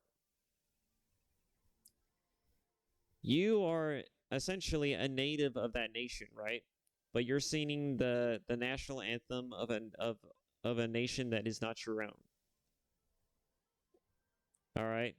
Because the problem that we're seeing here is that this is not one of demographics. This is one of a national significance. This is one about nationalism, about idealism. You know? And when Carl's soccer team is squaring off against the team of another nation, and he decides to sing along to the other team's national anthem, it's kind of an affront to his own team and to his own nation, and makes him come off as being kind of a bit of a sympathizer for the other team, right? And maybe you did grow up there for a time, and then you moved away, and then you started living in another nation, and then you became, a citizen of that nation. And so when you decided to join the national team, the national soccer team, and you go fight the soccer team of another nation, right? You go square off against them, and you decide to sing the national anthem of that nation instead of, your own team, your own nation's national anthem. That's just, it doesn't matter the context. That's just disrespectful. That just seems disrespectful to me. That just comes off as being discourteous, disrespectful, and just kind of a spit in the face of the people who afforded you this opportunity and ability to be here. So as far as I'm concerned, that's just disrespectful. So I'm going to say it's not a complete no, but I'm going to say it's just disrespectful. It's completely disrespectful. It's a disservice. Jack and Will are classmates. Will's father is a lawyer. When he picks up Will from school, he refuses to say hi to Jack's father because he is only a janitor. Oh, this is the classism bullshit. Jack and Will are classmates. Will's father is a lawyer. When he picks up Will from school, he refuses to say hi to Jack's father because he is only a janitor.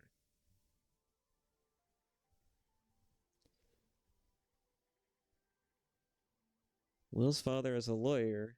When he picks up Will from school, he refuses to say hi to Jack's father because he is only a janitor.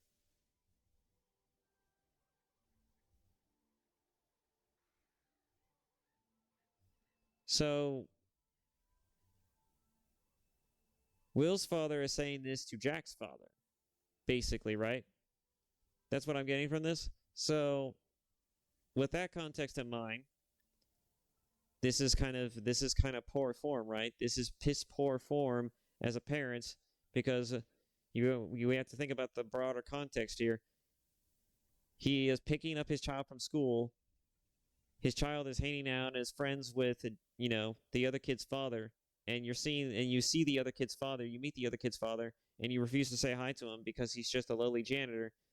That's setting a standard and an expectation on your child to potentially think and view the world similarly, and that makes you a god-awful parent. That makes you potentially a god-awful parent. You are setting an unbelievably classist, very disgusting standard, and I think that's just not okay. That's just not okay. Not okay at all. That's an absolutely fuck you behavior. Go fuck yourself. A pair of parents read about the exotic delicacies of Africa and the Far East. In the coming week, they serve dog meat to their children.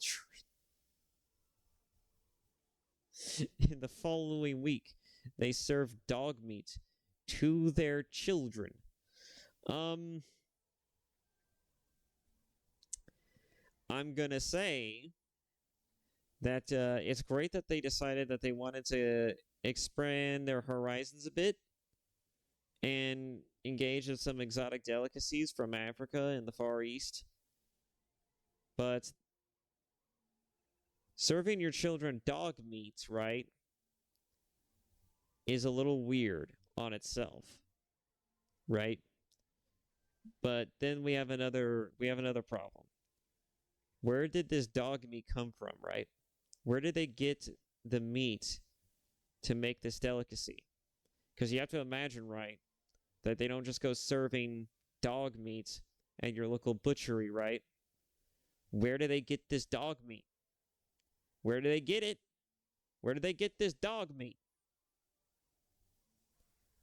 I'm just saying, old Yeller being taken behind the shed has more implications than we initially thought, doesn't it? I'm gonna say this is mostly a no. This is mostly a no. This is a big no, not a big fat no, but it's a big no. And just that's a nope for me. Emma and Cindy are summer interns at Chris's office. Emma does slightly better than Sydney. At the end of the summer, there is only one job opening, but Chris gives it to Sydney because he finds her more attractive. Oh, fucking shit. Emma and Sydney are summer interns at Chris's office. Emma does slightly better than Sydney. At the end of the summer, there's only one job opening, but Chris gives it to Sydney because he finds her more attractive, not more competent.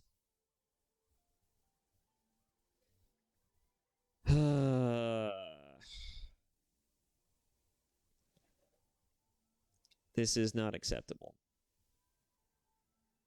This is not acceptable. Yeah, no, I'm just going to go all the way with it. It's just not acceptable no matter how I look at it. It's just not. You either get the right person for the job or not at all.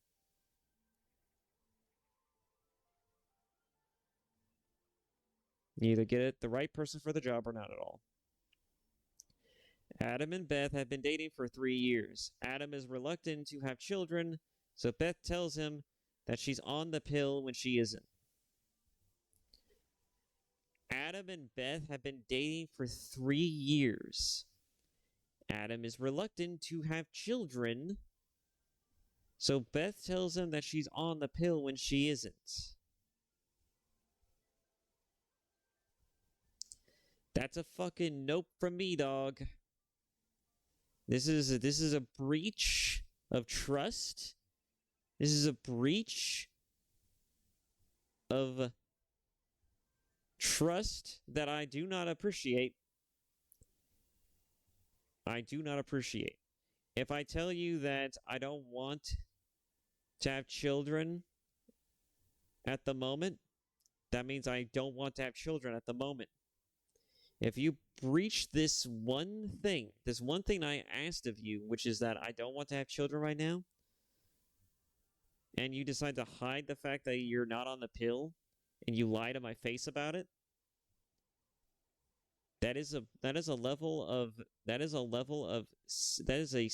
nefarious level of willful indulgence and lying, of deceitful tactics, that I don't think I will ever be able to look at you the same way ever again. This is a breach of trust that is very significant for both parties. If the guy had poked a hole in his condom, you would have the same fucking problem. I'm going to say the same thing here, and that if Adam says that he can't do it, then don't fucking try to trick him into inadvertently doing it. Because the potential problem might be that he just doesn't have the money for it right now. Or that he just can't do it right now because there's all these other problems that are going to get in the way of him being able to actually reasonably help raise a child, right? Or it could just be the fact that he's just not emotionally and spiritually ready for such a responsibility. You taking the decision out of his hands like this and basically forcing this decision upon him for yourself is a ungodly breach level of trust that I don't think there's any real reconciliation with. Do not fucking do this. Period. We are done.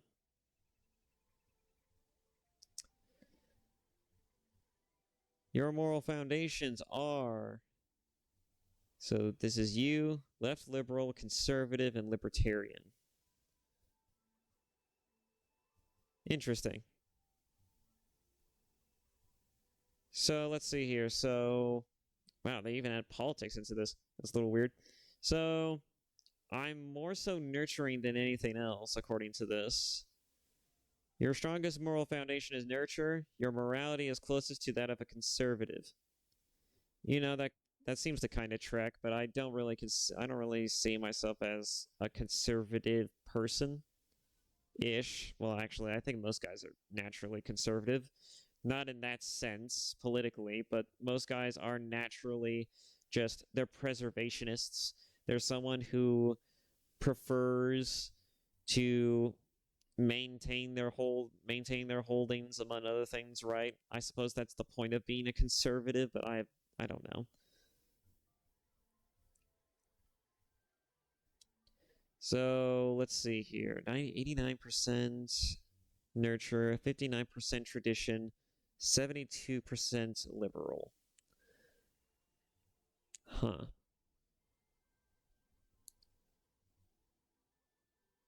Let's see. It makes sense that the leftists would be more nurturing, but they're also the most batshit. Let's see. Liberty that tracks. I seem to be, strangely enough,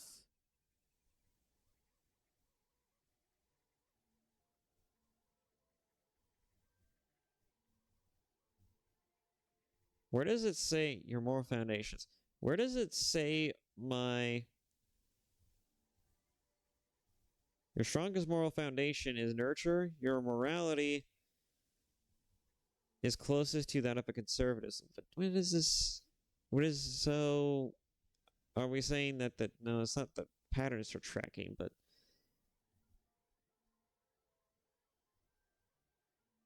I don't know how we're getting to this idea that I'm more so conservative, but when it shows clearly that conservatives are mostly traditionalists and are all about liberty than anything else. If I had known that politics were going to get into this, I would have thought to myself, I'll probably end up being more libertarian, but I'm not even that. It's strangely enough, it's kind of mirrors that, but my numbers do not seem to track that, which is interesting. If anything, I'm higher than libertarian on a lot of things, except for when it comes to liberty. In fact, I seem to be the opposite of the libertarians on that front. I seem to be more about the nurture than I am about the liberty. And that might have to do with the fact that I also believe in rules and contingencies than relying on the individual to do things for themselves, right? I rely on everyone to be responsible for everyone, while at the same time I also understand that we need to have some type of rules and guidelines in place in order to maintain everyone's foundational responsibilities, right? So, I'm all about people taking care of themselves, but I'm also at the same time I'm more so a believer of making sure that we have something in place to make sure that people stay, they don't fucking do stupid shit and they just stay in their own lanes, right? They don't get fucking ahead of themselves. That being said, these results are fascinating. So I'm 89% nurturing. Well, that kind of makes sense. 72% more liberal.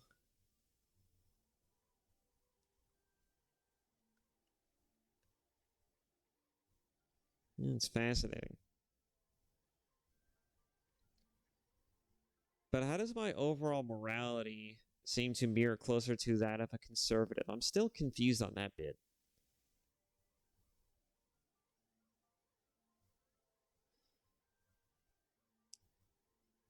I guess we'll go ahead and end this by reading the political groups. Let's see. So my strongest moral foundation is nurture, right? It looks like they have explanations for these. Nurture. One of the big three morality tests, nurture is a composite of care and fairness.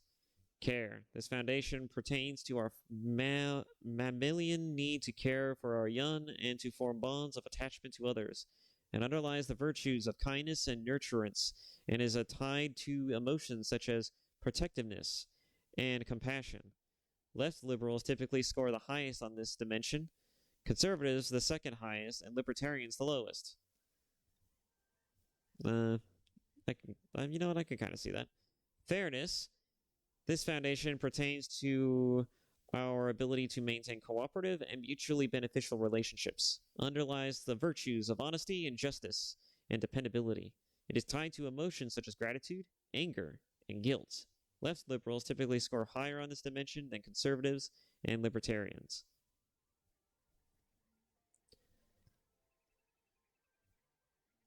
Let's see. And I ended up having a morality closest to that of a conservative. Individuals in this group seek to retain the traditional social and economical order and to uphold the sovereignty of the state. They tend to see themselves as the defenders of what their forebears would have wanted, favoring strict immigration laws, traditional values, and a strong military. While they typically see a role for the state in matters of national security and culture, they tend to be more skeptical of state involvement in the economy. Conservatives typically have a balanced morality where all six foundations are represented in roughly equal proportions. Okay, so that's interesting. So their idea, so this is their idea of conservatism is basically a group that's basically how most conservatives are seen, mostly outside of what the left sees them today. I did not think this test was going to be political. I honestly thought this test was just a test, right? It was just going to be some funny little morality test that was going to give me like a specific designation, like the personality tests, like, oh, you're an INFJ or some shit like that, right? No. They literally tell you what your political alignment is. That's rather poignant given the fact that I started this as a means to just kind of, show you what decent morale. I kind of started this off as just like, oh yeah, like after the election, like fucking, you want to know what decent morality looks like. This seems like a good, fun way to do that, just for shits and giggles, but also just to kind of prepare, just to prepare us for the calm before the storm, right? I never really would have thought it was going to get political. Like, I even said in the beginning of this that I'm not trying to get political, and yet it's gotten political.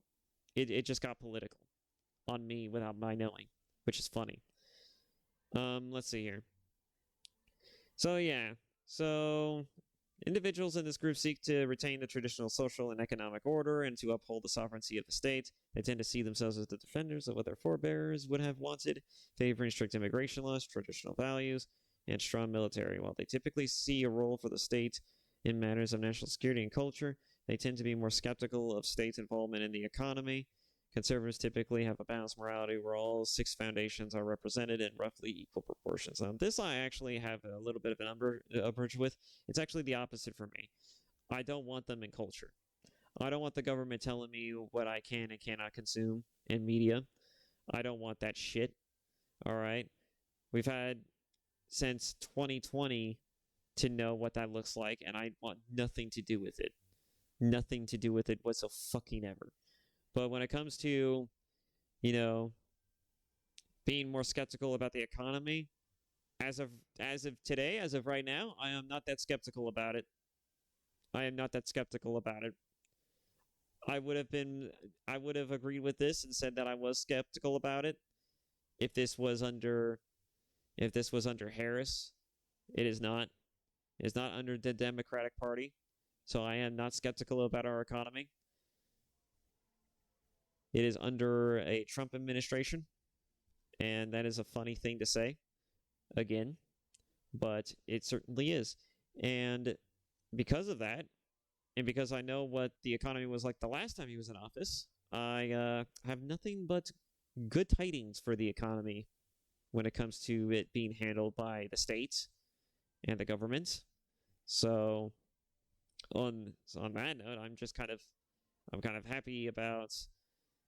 As far as like conservatism and how it aligns with me, I don't really see myself as being traditionally. I don't see myself as someone who wants to retain traditional social economic order and to uphold the sovereignty of the state, right? I don't really see myself as that. As I've already stated, I fucking hate this country. I hate the country as it is right now. But, I think if 40K taught me anything, it's that, I'm totally down for anything as long as everyone as long as everyone loves it and is all about it enough, maybe. But I guess that's kind of the problem, right? That's kind of the problem with both the Democratic Party and potentially the Republican Party, is that people are too far up their own asses to see the forest for the trees most of the time. And so differing opinions tend to get lost in the sauce of their own zealotry. But otherwise, I actually tend to find this shit to be fascinating, right? It's at the end of the day, I don't really see myself like, do I see myself as really a conservative? Not really. I don't really see myself as a conservative. Do I see myself as a bit of a nurturer? Well, kinda, sorta. I could kind of see that. Do I have values within the conservatist party, or at least a conservatism group, or people who identify as being a conservatist, conservationalist? I don't know. I don't know if I would really say I agree with most of the things that they value or the things that they've said. I mean, to be honest, I'm not even I'm not even a Republican or a Democrat. I'm fucking libertarian. And if we look, and the last time I checked, I don't like the people in my party fucking either. So most of them are equally just as fucking ridiculous in their own bizarre fucking ways. And anyways, let's just go ahead and read what they're about. Individuals in this group seek to uphold liberty as the primary political good in all respects. They tend to see themselves as a staunch supporter of both personal and economic freedom and are deeply skeptical of collective plans and goals, stressing instead the principle of voluntary association and the individual's capacity to make his own judgments. They typically see less of a role for the state than individuals in other two groups, believing instead the spontaneous social order of the market. Libertarians typically have a liberty-based morality. Now, this I actually do agree with. I agree with most of these points. I don't know. It's kind of weird that I'm more so morality-wise a conservative, but ideologically speaking, I am more so I am more so of a libertarian. I am more so of a libertarian, ideologically speaking, which is weird. Morality, it says that I'm conservative, but ideologically, I'm more libertarian. It's weird. That's kind of a weird thing to think about, right? Like there's a bit of a mixing of two different dichotomies here, but it's an interesting little mix, I guess, because it's like, again, I don't know where the morality comes in with conservatives. Like, if this is the outline of what a conservative is, where does it tell me that, conservatives have a what does anything that I've answered tell me that conservatives are personality or moralistically wise about any of the things that I have outlined, right? I kind of want to know that just as a question.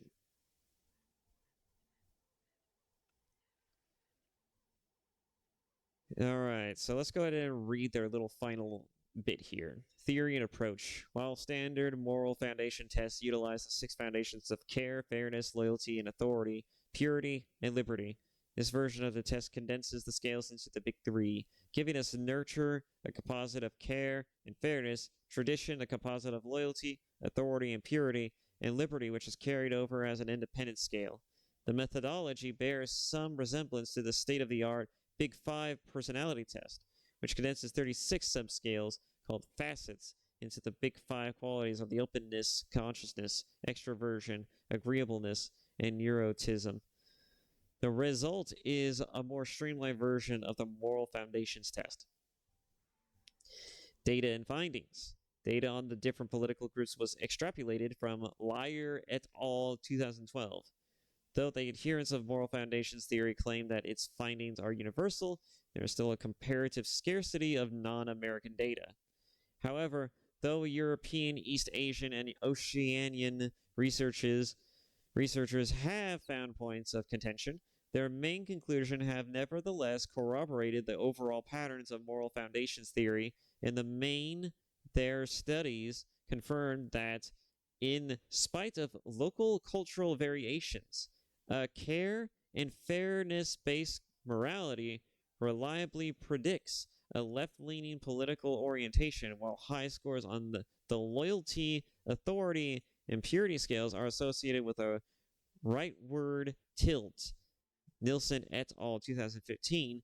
In other words, while the patterns of ideological differences and moral concerns are the same across the world, the exact magnitude of the differences is more likely to depend on the histories, traditions, and cultures of each particular country.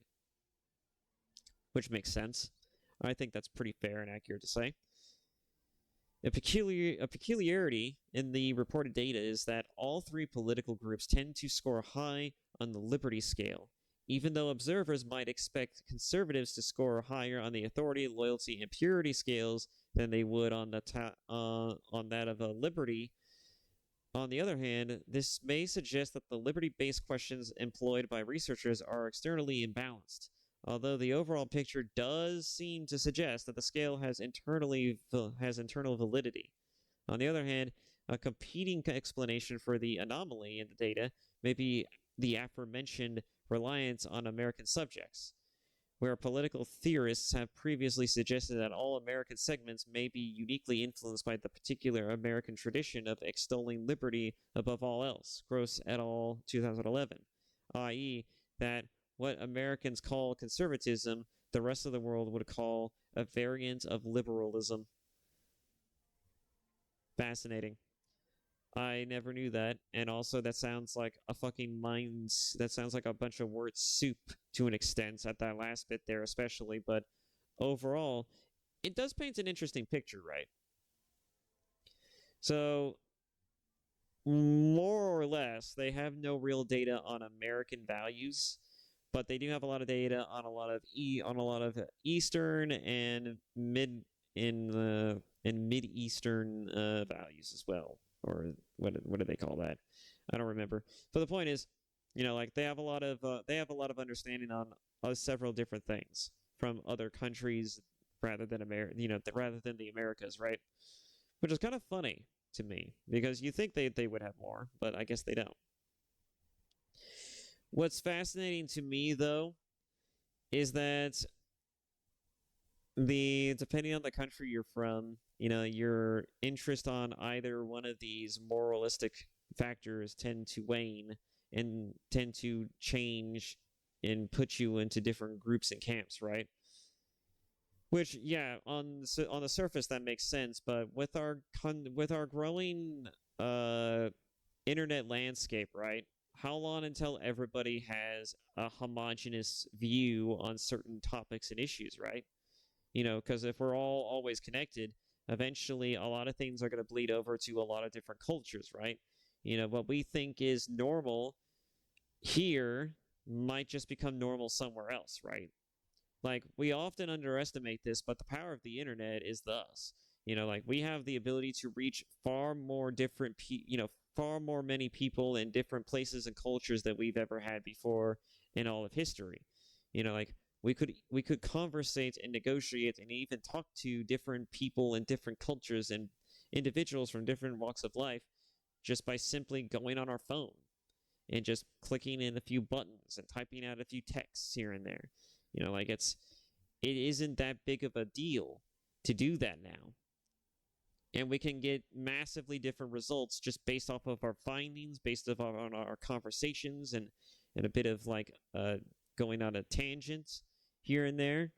And it's also one of the more fascinating things about, being a content creator and having a YouTube channel. Like you get to talk to people from potentially different walks of life, from different sects of the world, as well as, just people who have similar hobbies and interests as you. Talking and engaging in discourse with you about different topics and differing issues, right? And I love that about the internet, but at the same time, I hate the fact that there's a lot of bad apples in here who just love to hijack everything just so they can talk about themselves and talk about some stupid fuck shit nobody gives a shit about, right? They're literally there just to be a pain in the ass, all right? They are literally the kind of person who, when they say or do something stupid in real life, they're the kind of person who gets punched in the face. These people are too comfortable not getting punched in the face. I have said that before, and I will say it again. These people who come out here saying erroneous, fucked up shit are way too comfortable not getting punched in the face. Because if you were to say to their face that because you didn't vote the right way, I don't care if you Hispanic people get the boot across all the way back to your home country. That should be an immediate and recognizably noticeable result, right? You should be having a knuckle imprint on your cheekbone as a result of you saying some dumb shit like that. It should be a result that is immediate and recognizable. But these people do not ever get that result. And therefore, they believe they have the freedom and the ability to say and do whatever the fuck they want. And that's the part that always bothers me. You have a lot of bad faith, bad actors, and people who generally have no fucking clue what they're actually saying or doing, coming onto these platforms, coming onto these social media diatribes, talking about and engaging in some fuck shit for literally no other reason than to just be a pain in the ass and a headache for everyone else. And those people are the reason why I fucking hate the internet and why I hate social media the most. And it's also one of the reasons why I hate this fucking country, because most of these fucking people are from this country. They either and also a little bit from Europe, but that's neither here or there, right? You know, like most of America is just vapid. You know, like they grew up in a comfy, cozy culture, in a comfy, cozy time, with people who are, with parents and people, generally the boomers, you know, like millennials too, you know, like they were given way too much, you know, room and way too much breath to basically think and say and do whatever the hell they damn well pleased. And they were clearly never told no enough as a child. So that's the world we live in. We live in a world where their parents, where generally everyone grew up never being told no very much. And so the idea of being told no now just seems like such a novel concept to them that they have to throw a fucking hissy fit. I'm not even joking when I say that, by the way. I'm not even joking. Last time I fucking checked, when I looked at the fucking House of Representatives, I saw a literal giant rotund fucking abomination stomping her fucking feet in front of a literal fucking judge, a Supreme Court judge, like the highest of Supreme Court judges. Like, this is the judges to end all judges. He is a literal federal court judge of some kind. And you had this fucking hyena of a person stomping their literal feet and whining to them, talking down to them while they're sitting on their fucking high horse, their big old chair, staring down at these people just like, I'm supposed to be here doing my job, and instead they're here being acting like they're just having the most giant struggle. It's also one of the reasons why I kind of hate the terms like adulting, because it's not, this is paying your taxes and doing adult things is not adulting. This is just reality. This is just normal everyday shit that should just be normal everyday shit, right? This should have just been the thing that you were expected to do as you got older, right? But we call this stuff adulting now. We call it adulting because we can't be bothered to do it, right? We hate adulting as a generation, as younger generations. We hate adulting because it gets in the way of doing other shit. Which, granted, I'm right there with them. You know, like, I would rather do anything else than pay taxes, right? I would rather do anything else than do adult things, like taking my car to the mechanic every now and again to get my oil changed, or, you know, doing other stupid things, like working a job I hate in order to buy shit I don't need, you know, like, or paying rent or a mortgage. You know, like, I understand the pain of this to a degree. Totally. Understandably, right? I get it. But when you're sitting there and telling me that this is adulting, that just that is so that just takes away and demeans everything about what you're doing. This is your reality. This is life. This is what is expected of you. You either do it or you don't, and then you just reap the consequences of what you've done or have not done. You know, like not doing anything is also a choice. You could just not do it, and then you could just face the immediate repercussions of that action. It's I get it. You know, we live in a very weird time. We live in a very difficult time indeed, and it's a very uncertain one. You know, shit changes all the time. Terminology also changes.